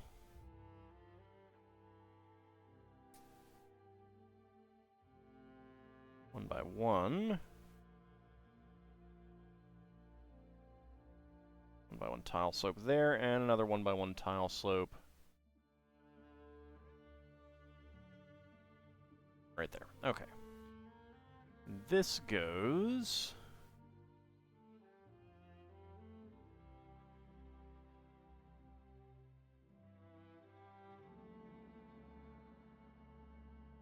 right in there. All right.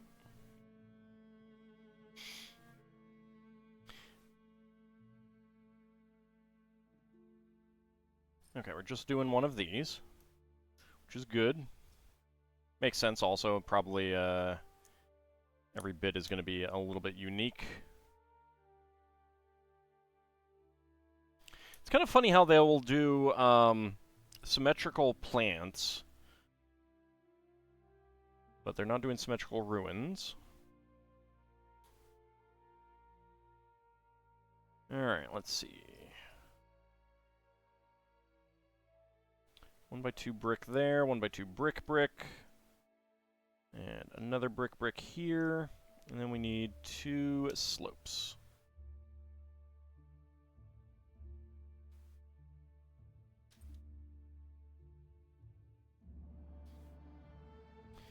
There we go. 1x2 tile.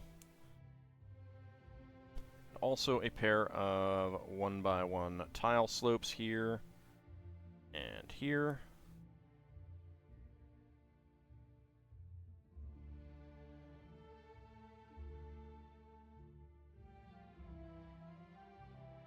I mean, considering the age and the lack of like upkeep and everything like that, and things like earthquakes and everything, it's pretty amazing just how much of the Colosseum is actually intact. Like, most of the walls.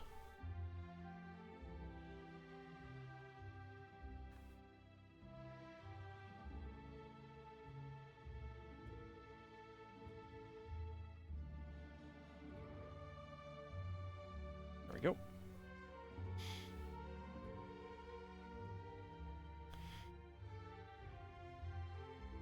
PC build looks like it's a tan 2D elephant. Maybe it's a petrified elephant.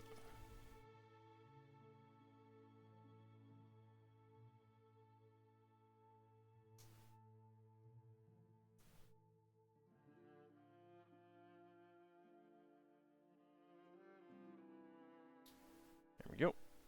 And there we go.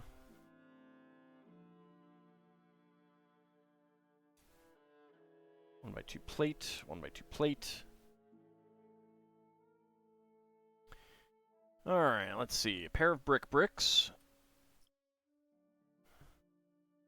Here, and a 1x2 brick. 1x2 slope. A 1x1 brick right here.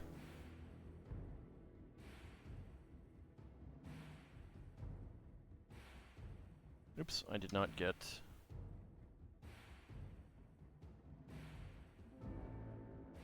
that there, and then a 1x2. We have a panel piece. 1x2 tile.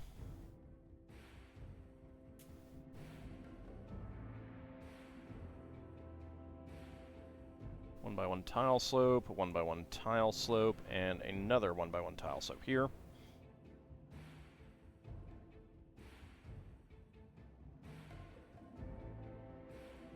There we go. Anything else? No. Alright, that is going to go up here. And we are bringing it around here. Is that...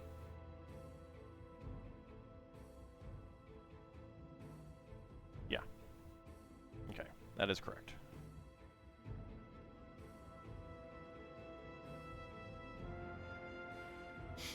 Okay. Next up, we're probably doing that side.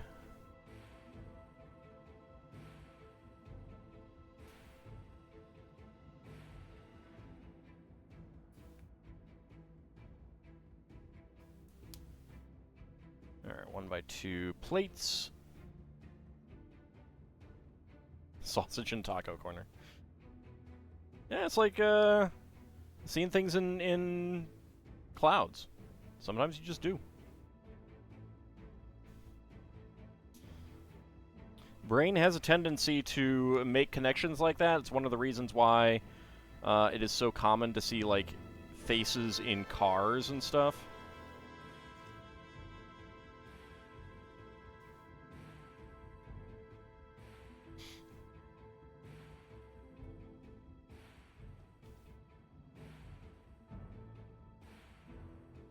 There's been some, like,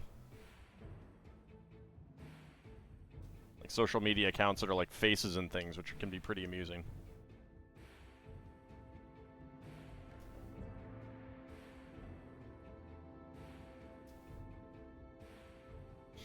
Alright, 1x2 tile. I need a 1x2 slope here.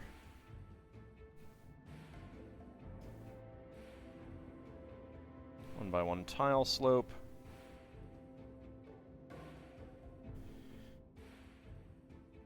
One by one brick. And another 1x1 tile slope.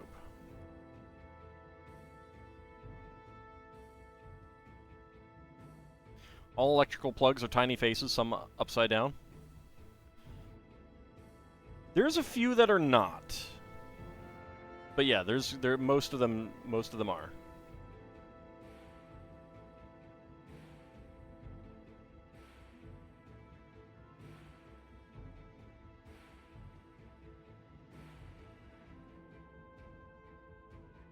Okay, there we go.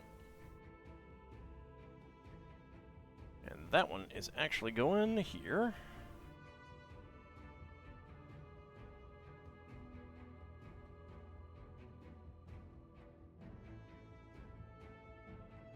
There we go. Alright, next up.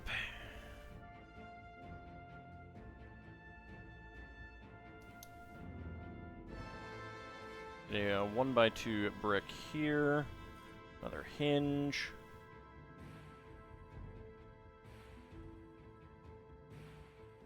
One by 6 plate. And 1x2 brick. Another hinge.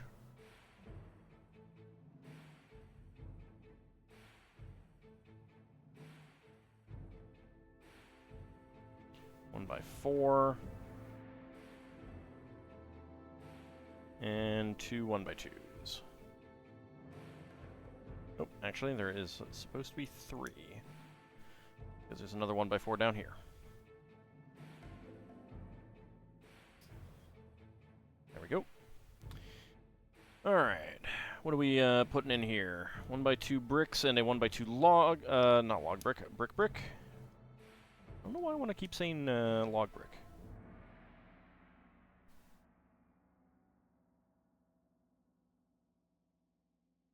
Okay, another 1x2 brick, and 1x2 brick. There's that. Over on this side, 1x2 tile. 1x1 brick. And 1x1 tile slope. Okay, and then 5 panels. 1, 2, 3, 4, 5. Okay.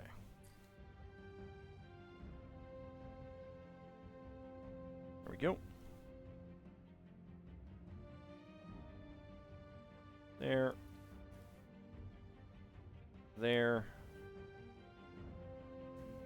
There, and there. Okay. So this one is going here. I did not get a 1x2 plate here. There we go.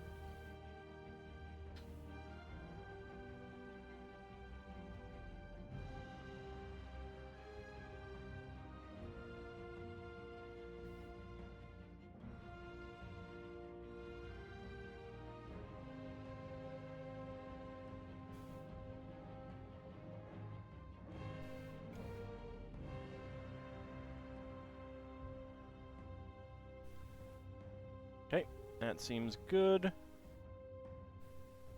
Feels a little flimsy, but that's okay. Alright.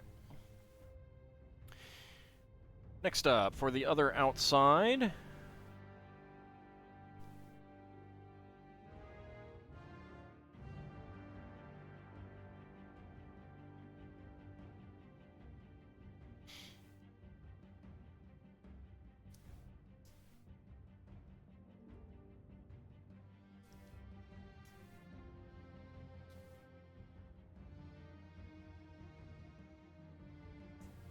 There we go. Alright, pair of 1x2 plates. There and there.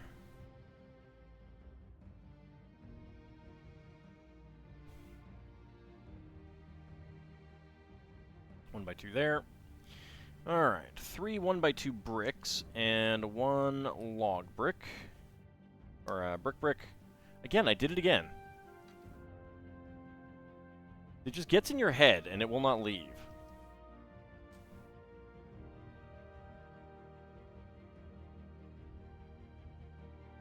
Gets in your head and I can't let go.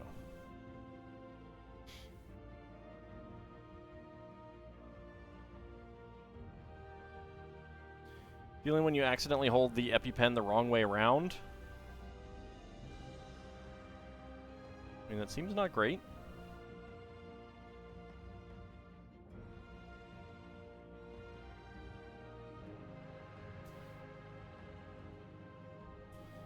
Okay, there we go. So this will go here, come down here. All right. There we go. Alright, next up, probably going to be using all of the rest of these. So let me go ahead and move them to be a little bit more accessible.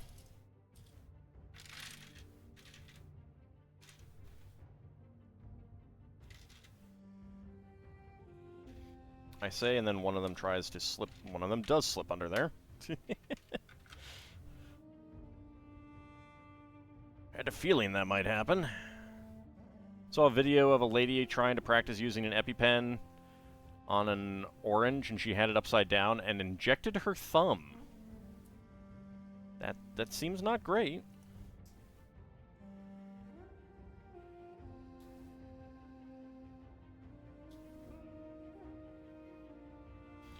One, two, and 3. Yeah, I'm glad that you're not having a reaction there.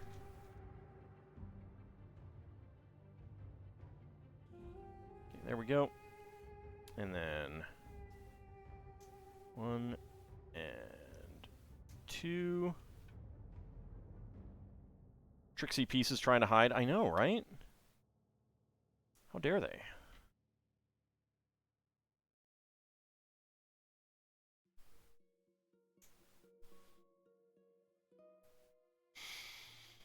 Okay, 1 by 1 tile slope there. 1 by 1 tile slope there. 1 by 1 tile slope there. And a 1 by 1 brick right there. Okay. So this goes here. Bring it around there. All right. Okay. So there we go. We have the interior structure.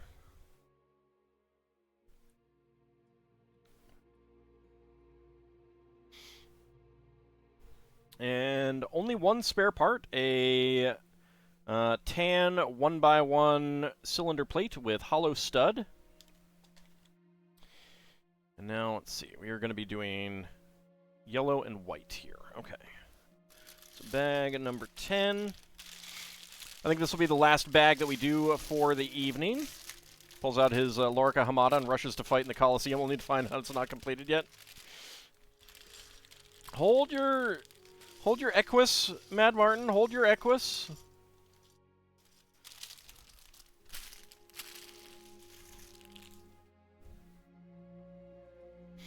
And how are you doing, Mad Martin?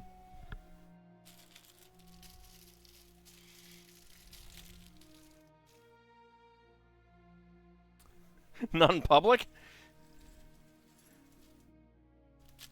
Oh, yes, in public.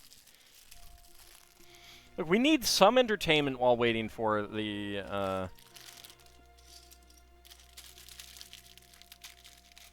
Colosseum to be finished. Come on.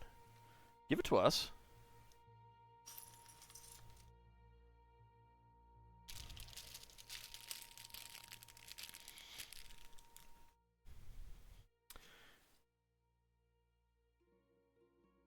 It is that late already, yep. I know, time passes when you're having fun watching me build Lego. Now we get to finally start working on the actual stadium seating part, which I'm looking forward to. Or I have been looking forward to.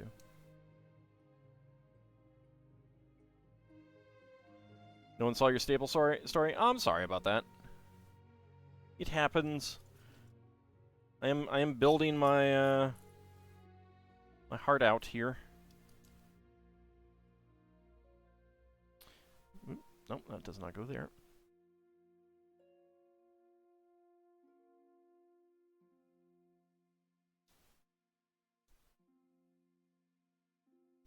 It's only 0400 in the morning.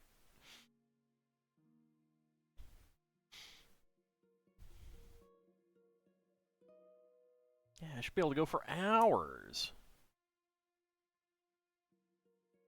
Actually, one of the problems with the building streams is that, like, I have a chair, but if I rest back against it, then my arms are out, like, straight here, and it feels not very comfortable. But then if I'm, like, leaning forward, my back starts hurting after a little while.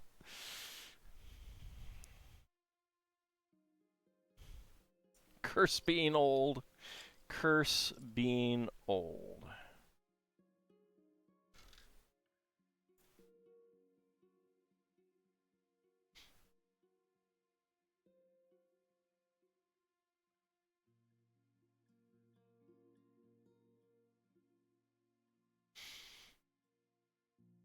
Alright, let's see.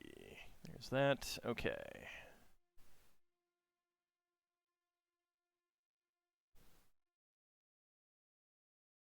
Need some 1x2 brick bricks, 1x2 bricks.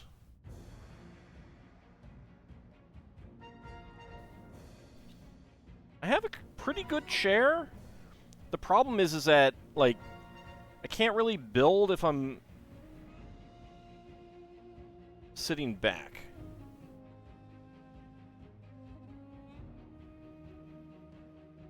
That's the problem. There's no good sitting arrangement for that doesn't hurt your back, yeah. It's not a contest, Lel Bunny.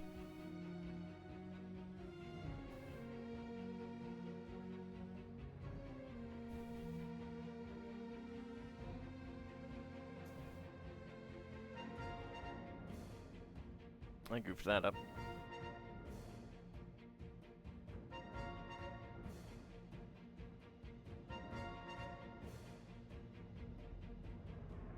I mean, I wasn't complaining about H, I was making mostly a joke. Alright, pair of 1x4 arches here.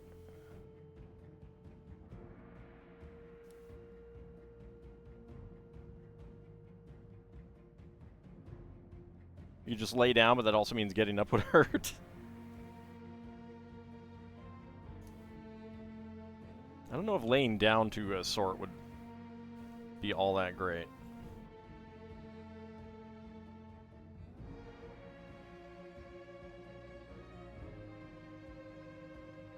Alright.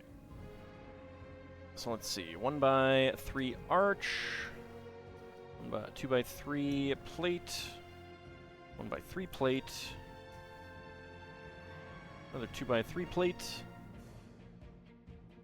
Need this 1x3 plate and then a pair of 1x1 bricks. Why does getting old have to hurt so much? I do not know. Some greater power's cruel joke, probably. Because you're slowly dying. There is that, too. There is that. Technically, that is true. Days roll by, and each year brings us 1 year closer to your final year.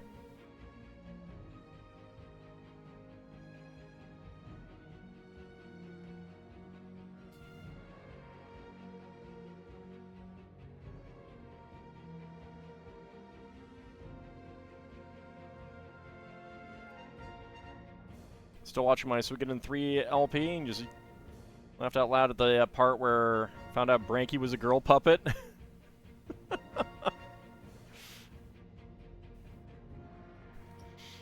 I was very surprised. That was definitely something that I did not remember. I was genuinely surprised by that.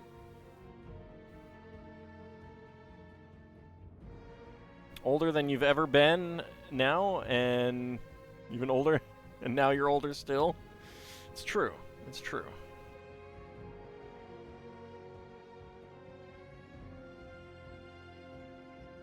Alright, we got some ball joints here. And a brick, 1x4 brick. 1x3 with 2 studs. 2x2 cylinder plate.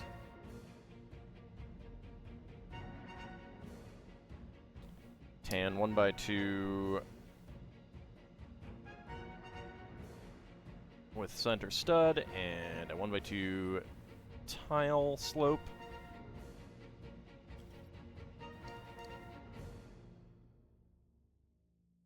Some of the high arches on some of these things always did impress me with the Roman construction.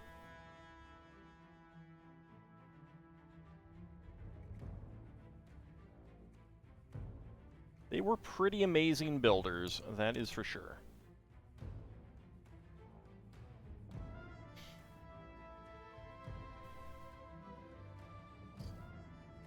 All right, 1x3 panel. 1x2 brick, 1x2 brick.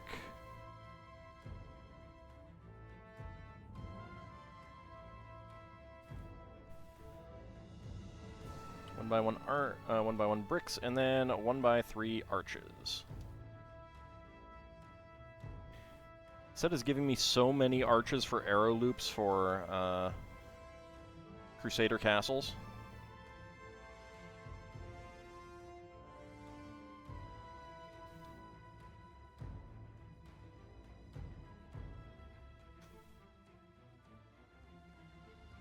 I really want to know what architecture set we're getting this year. I want more ancient stuff. Give me some castles, dang it.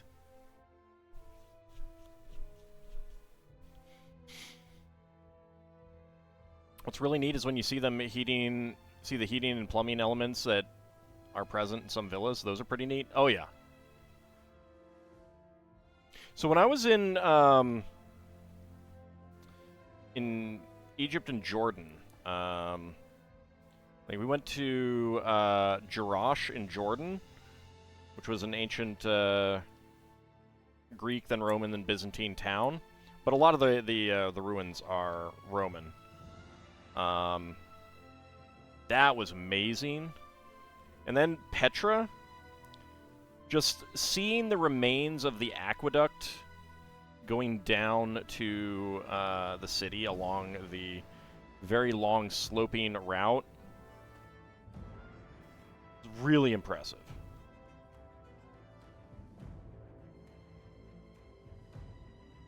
Just incredibly awesome. Baths at Bath, England. Yeah, and I've seen those too. Those are very impressive as well.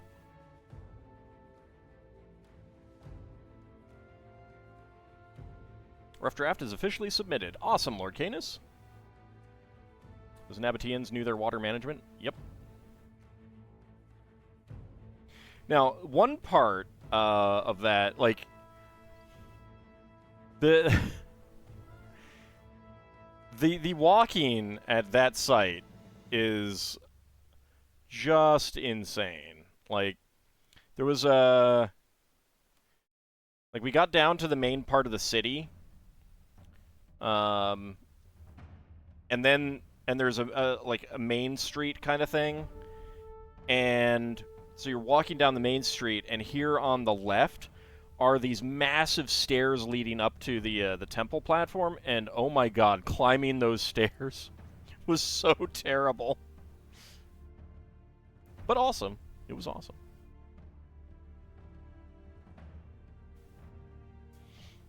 I mean, I did get to see my first surprise color of the trip, which there was just kind of like this funny element of the further along on the trip we went, the more and more ancient color we saw, which was glorious. It was a complete surprise to me.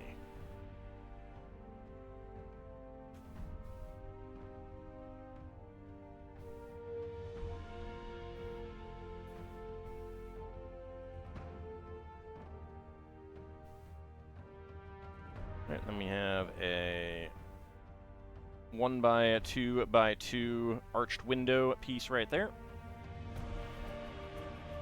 The outer facade was composed of 80 arcades on 3 levels.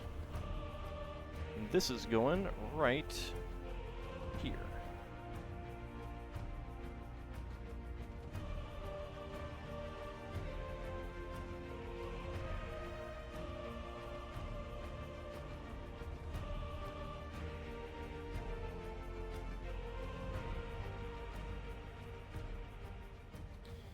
We're at an excavation at a villa somewhere near Cirencester, and they still had most of its heating tiles and pathways still intact underneath the mosaic floor. Nice. Nice. Let me see if I can find... I should probably post pictures again. Let's see, what do we got?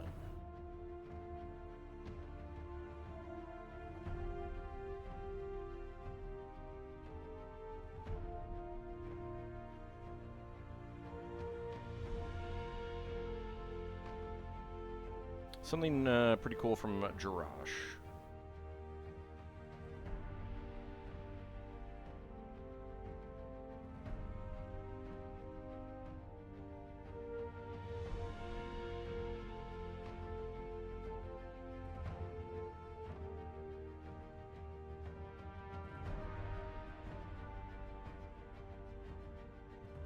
I have a there was a like kind of an oval plaza there. I got a pretty nice picture of it. I gotta just find it though.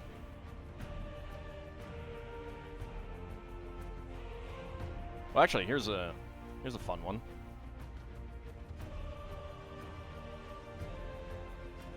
Just down the main street of Jirash there.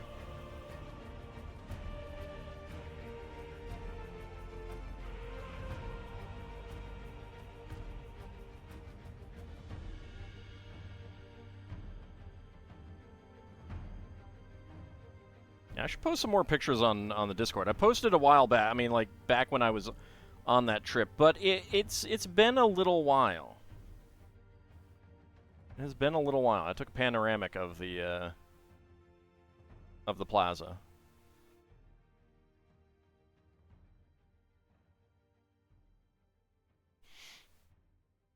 Did I go seek out, feed, and photograph all of the street kitties? No, I did not, because I did not have anything to feed them with, for one thing.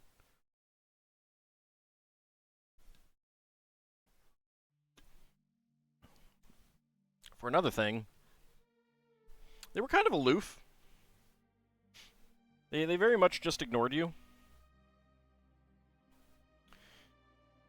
Alright, let's see.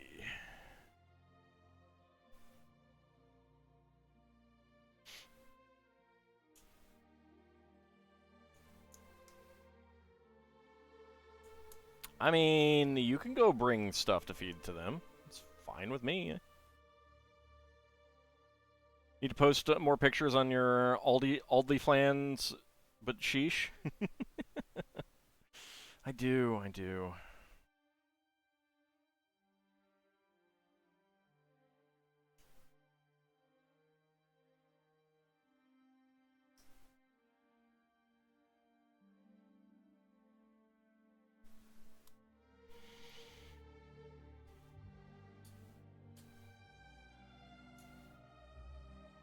Especially the big ones like tigers.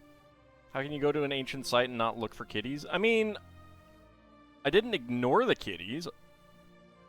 I got some pictures of kitties. I didn't have anything to feed them, though.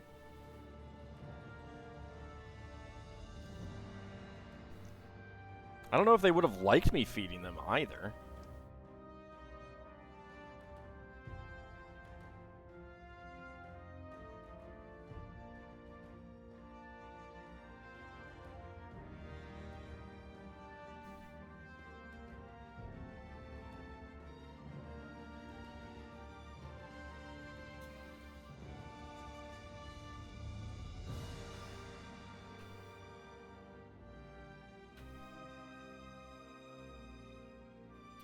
Alright, another pair of 1x4 arches.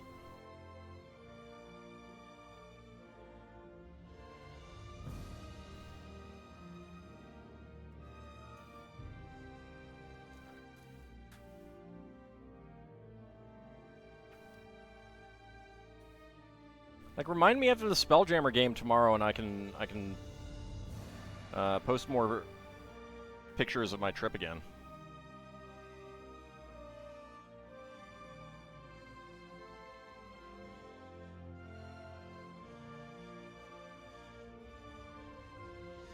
I mean, I posted a bunch back during the trip, but that was during the trip. There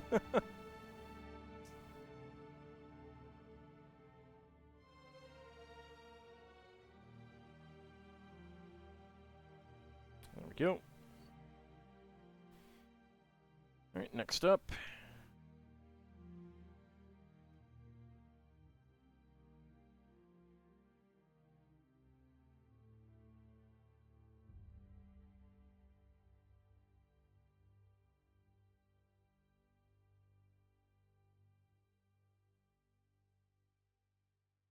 Alright, 2x3.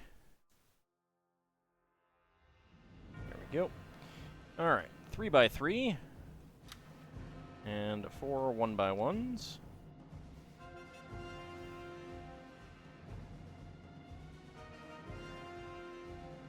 Make sure that they are straight.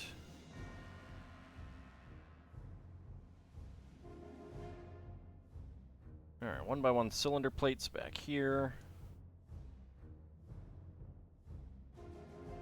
1x3 plate. No, go ahead. That's fine. In the Wondrous Museum.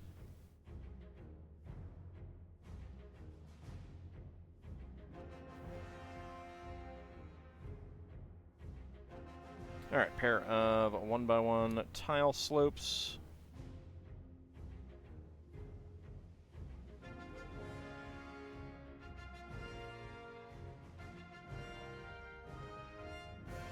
Okay, there we go.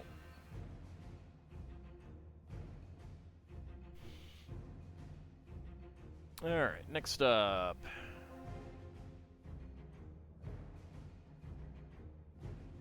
One by two slope, one by two slopes, and 1x3 arches.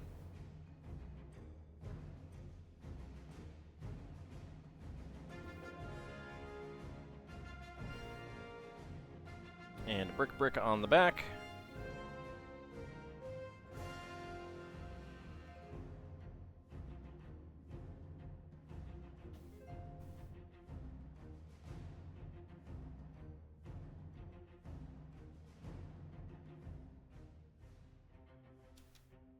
There we go. All right. Dark gray 1x3 bricks, or 1x2 slopes.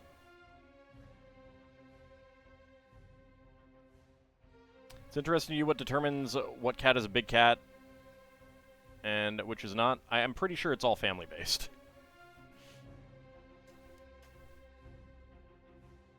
Just like hyenas are more closely related to kitties than puppies.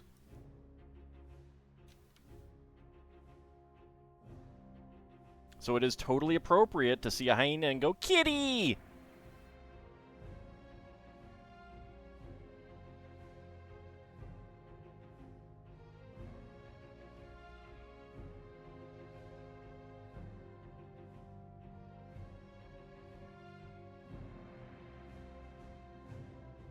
The maned wolf isn't a wolf at all. Yeah, there's quite a few animals like that. There. 1x3 arches.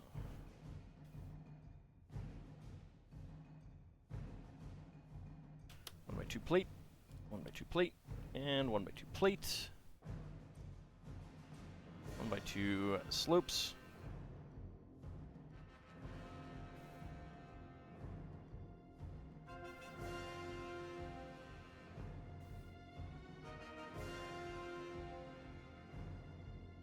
Alright, and a 1x3 arch on the back as well.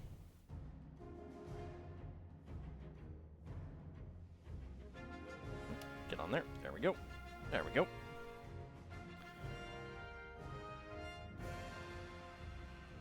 Alright, a ball joint and socket. And another pair of 1x2 slopes. Dire wolf might not be a wolf. Yep, that's true.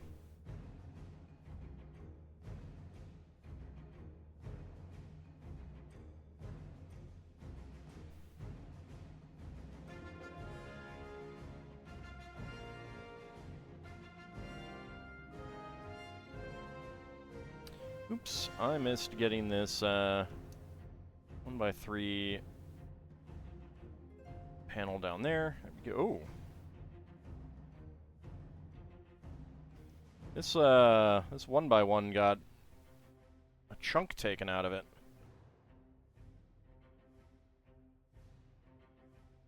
AuldDragon is definitely a dragon. I don't know how you could say this. Let me go ahead and zoom in. Hold on. Where is my thing? There it is.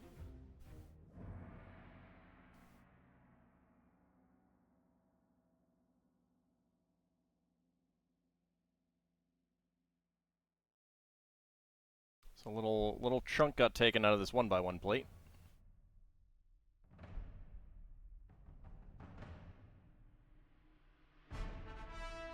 I'm guessing that we have an extra one, so I'm not too worried about it. No, that's what happens after teeth time. Bad vigistry.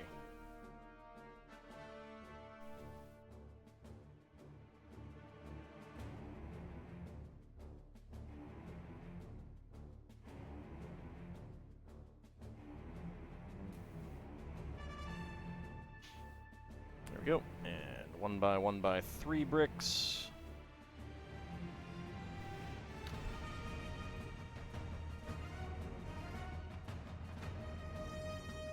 Brick.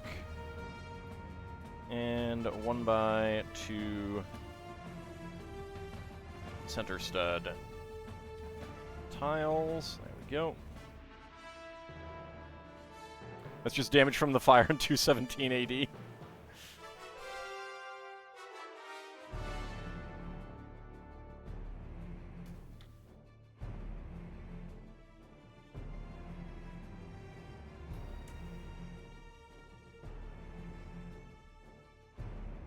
Okay, and we are going to have that as a spare part.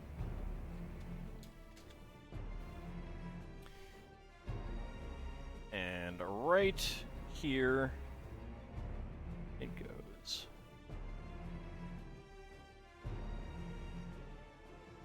There we go. So we have the start of two of the actual seating areas.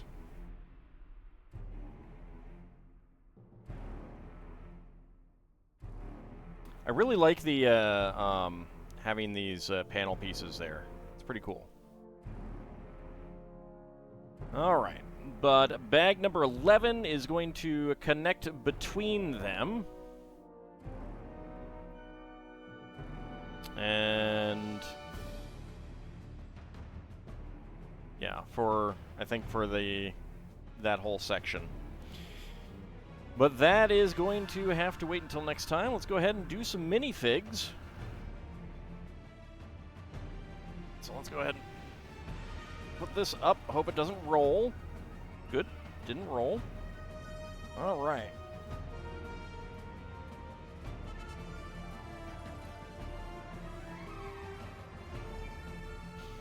Alright, where are the minifig sheets? There they are.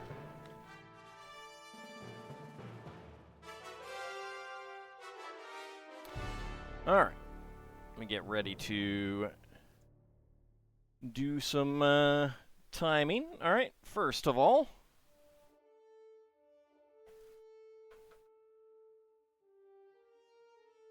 Ald will have to reassemble all his minifigs so they can sit in the Colosseum seats. It's not quite the same scale. Sorry to say. Sorry to say.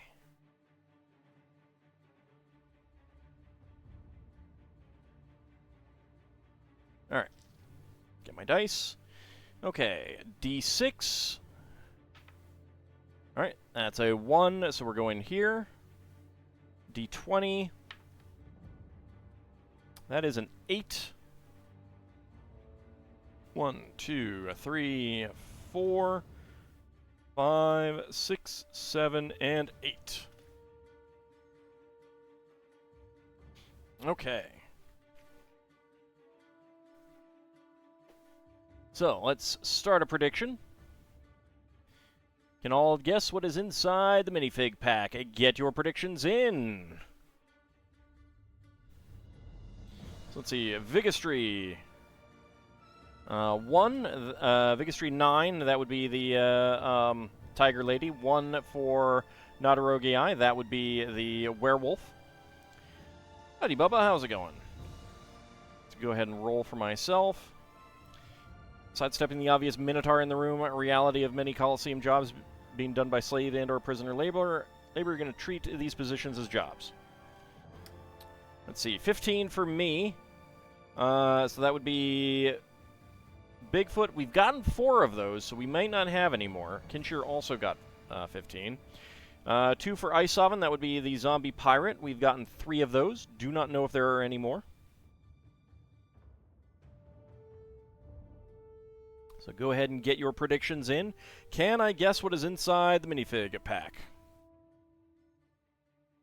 Minute to go. Get your predictions in. Let me go ahead and get my timer up and ready. First guess is a Minotaur Colosseum Arena Scenery Maintenance Worker.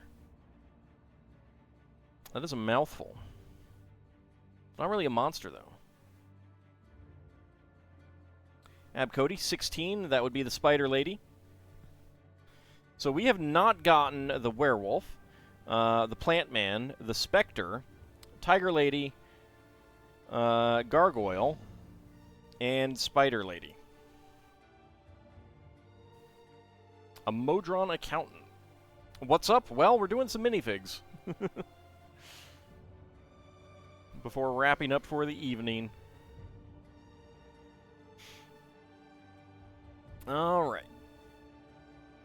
Few seconds remaining. Get your predictions in. Bahamut going for getting a 1. That would be the Werewolf. Leonin Accountant. All right.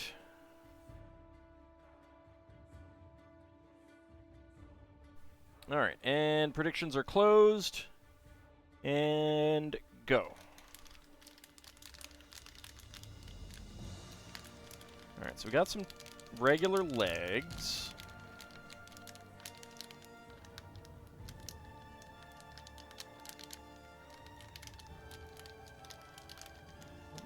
What is this? Probably hair.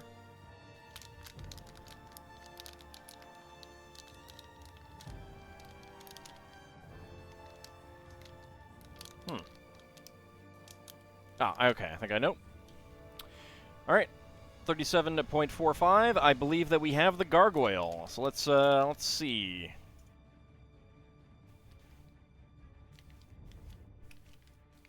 All right. No, it is not. Ah, okay. I was feeling the hair. It is the cheerleader, zombie cheerleader. Okay, let's choose the outcome.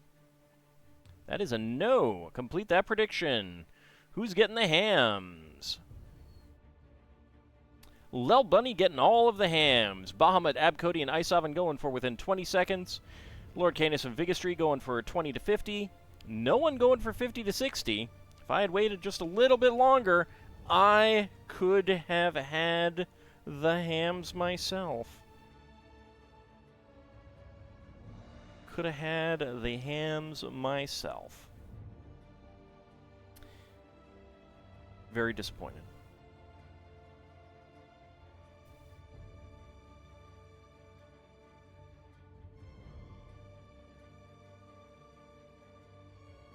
Zombie cheer squad. Rah, rah, rah.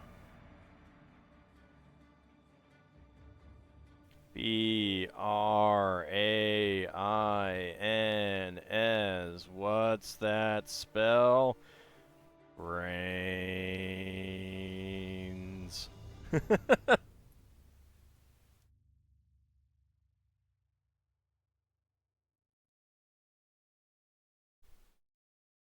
I do really like this minifig, though. Like, for one thing, the dark green is lovely. It's a shame that there isn't a version of her that is not zombie.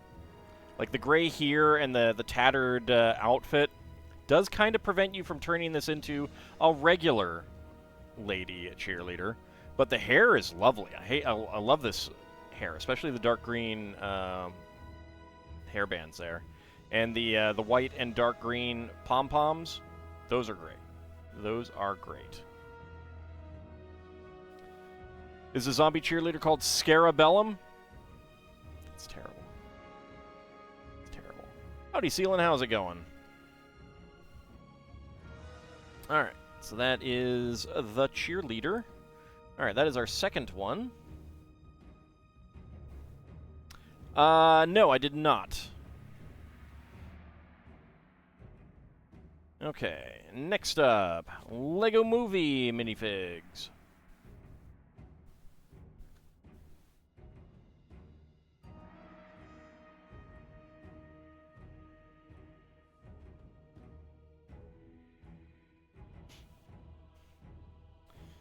Okay.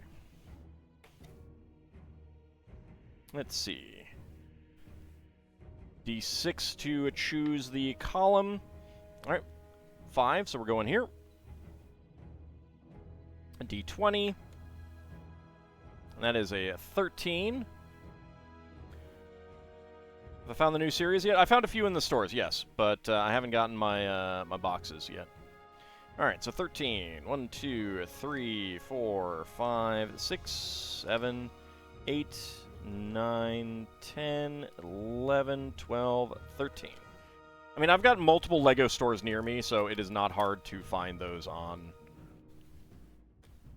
what amounts to day one.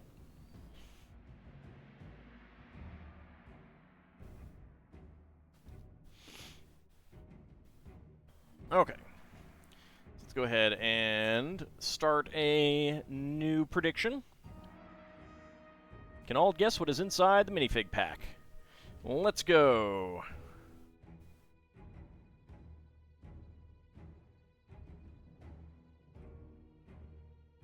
Alright, so we have not opened too many of these. Basically, everyone except for the Robot Madame and Wild West Wild Style are untouched, because we have only done a couple of these. So get your predictions in. Can I guess what is inside the minifig pack? Let's go ahead and roll the beautiful bean footage and roll it again. 10. Alright, so that would be the barista. So go ahead and get your predictions in. Second guess is a Minotaur Arena cleaning worker. A Minotaur Arena cleaning worker. Very redundant.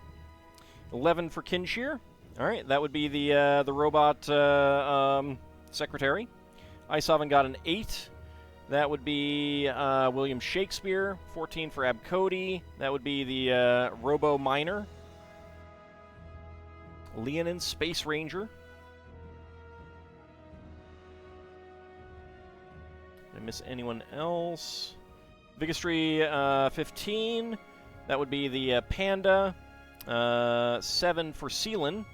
That would be the Scribble Cop. 11 for Bahamut.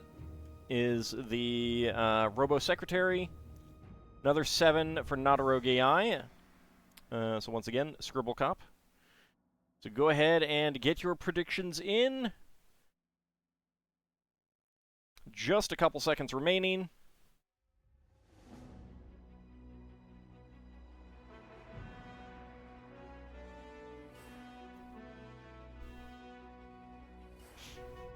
Okay, predictions are closed. Okay. And go. Let's see.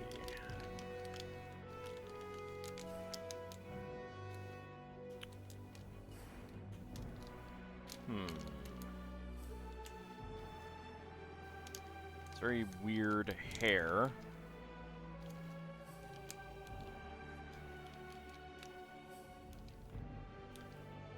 Is that what I think it is? No, probably not. All right, I need to feel something else.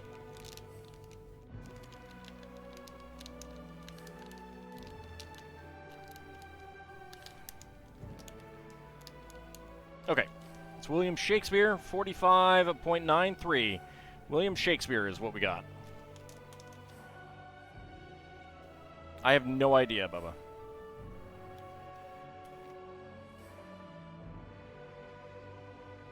Alright, William Shakespeare is what my guess is.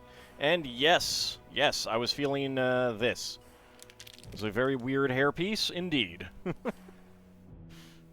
Alright, so that was, once again, 45.93. Choose the outcome. Alright. 20 to 50 seconds, complete that prediction. Who is getting the hams? Let's see. Ice Oven, Ab Cody, Lord Canis, and Shield of Hope getting all the hams. Very nice. Bahamut, Kinshir, and Bubba going for within 20 seconds. Vigistry going for 50 to 60. And Lel Bunny going for no.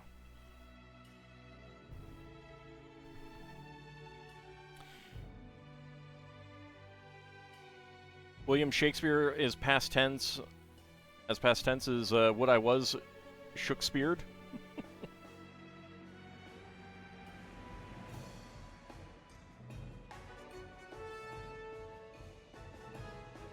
There we go.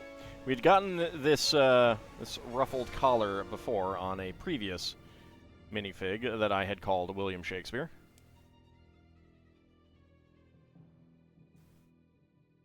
It's not dual molded, that is decorated.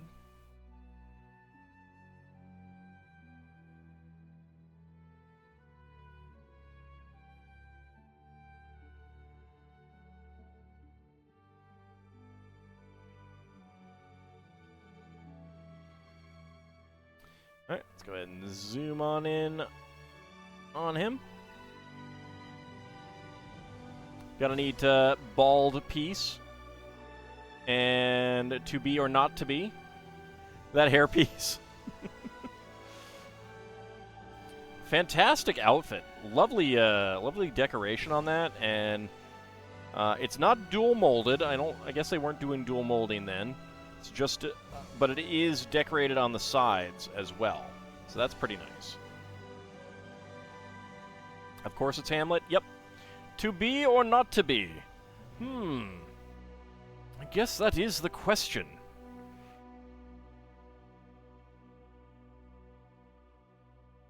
All right. So we have William Shakespeare. And now it is time for some D&D minifigs.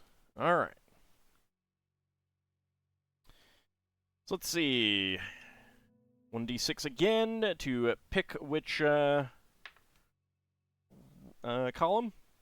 Alas, poor Yorick. I knew him, Horatio. A man of infinite jest. I mostly know this from the Max Schell Hamlet that was on MST3K. All right, 5. So we're going down here. That is going to be 5. So let's roll d6. Also 5. So we are taking out the first one. I'll have to break out a D4 for this next. All right. So let's go ahead and get my D12 ready, but start the prediction. Can all guess what is inside the minifig box? Put my other dice away, because we do not need those until tomorrow morning. Alright. So, let's see. 10 for Bahamut. That is the Lady of Pain. There's still 3 Lady of Pains left. 12 for Seelan. That would be Tasha. I may have miscounted and not marked off a Tasha, so that we might not have any more Tashas. 1 for Abcody, you're going to want to re-roll, because that is the Dwarf, and we've gotten all of those. 10 for Nadarogei, also the Lady of Pain. 11 for Isovan, that is Zastam, and we have gotten all of them. It's an Illithid, always an Illithid. Just a pre-Illithid.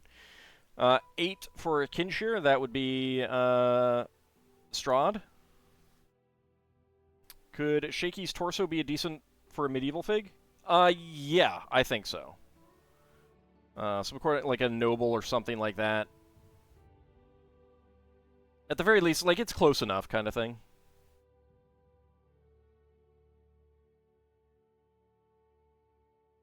I mean, it's a bit more Renaissance, but... Get the last 3 and no lady. So easy to guess. So you got a 7 Seelan. That would be, yep, that would be Mad Martin. 2 for Abcody, that would be the Gith Sorcerer. 10 on the re-roll for Isovan, that would be the Lady of Pain again. Alright, get your predictions in. They are just about, it's just about time. Just about closed. And closed they are. Alright. Vigistry got 10 as well. Yeah, Lady of Pain. Alright, so let's do some shaking.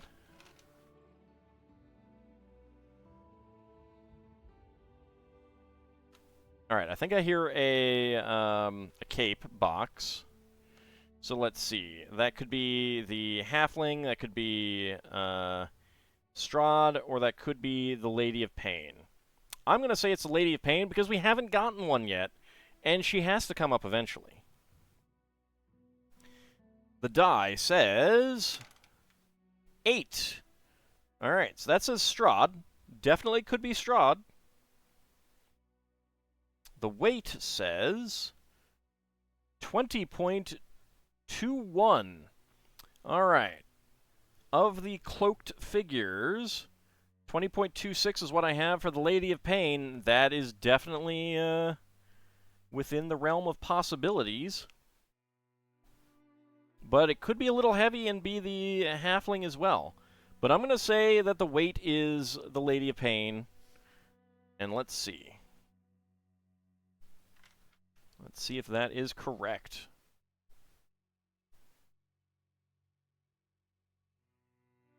It is the Lady of Pain. All right, finally. That is the last minifig that we needed.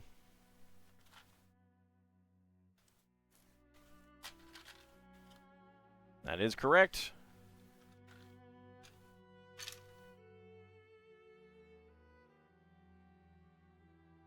All right. So that was a correct guess. Yes with guess. Complete that prediction. Who's getting the hams? Bahamut getting all of the hams. That is a pretty incredible payout there. That is a pretty incredible payout. Going for yes with die roll is Shield of Hope. Going for yes with weight is Isovan, Bubba, Vigistry, and Lel Bunny, which it definitely could have been. And Kinshir doing some redistribution at no. Waits for all to get sent to the maze. Hey, what if I am actually related to Minotaurs and thus immune? Need is such a strong word. You only need more Illithids. I actually was at a Barnes & Noble looking for the new minifigs, and they had some of the old ones, so I got some. I mean, they had these. I got some more lithids. I did get some more lithids. What app do I use to scan the boxes? That is OMG Bricks. Okay, I was actually not expecting this, but this is the soft rubbery plastic. It makes a lot of sense. I was also expecting her face to be on the brick, the headpiece, but that's okay. Nope, don't need that. I need this. Only the monster minotaurs are immune to maze. PC minotaurs not so lucky. You might want to double-check your 2nd edition material, Lord Canis. PC Minotaurs in 2nd edition are absolutely immune to maze.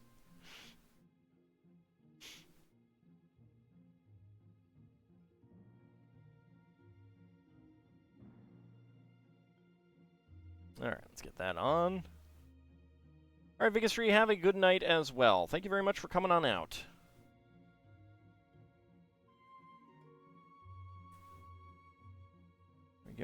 Alright. She's got gold hands. Yeah, there is printing on the back.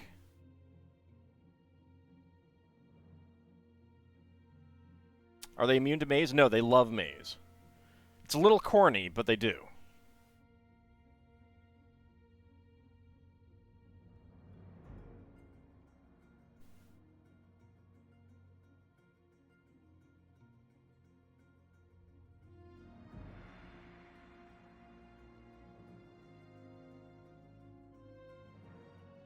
And I have no idea what this is supposed to be. You know you love it, Abcody.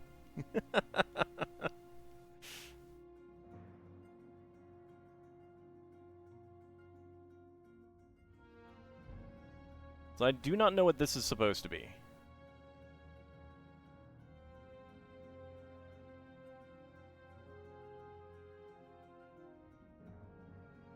Is it the box from Hellraiser? Seems to be a box of some kind.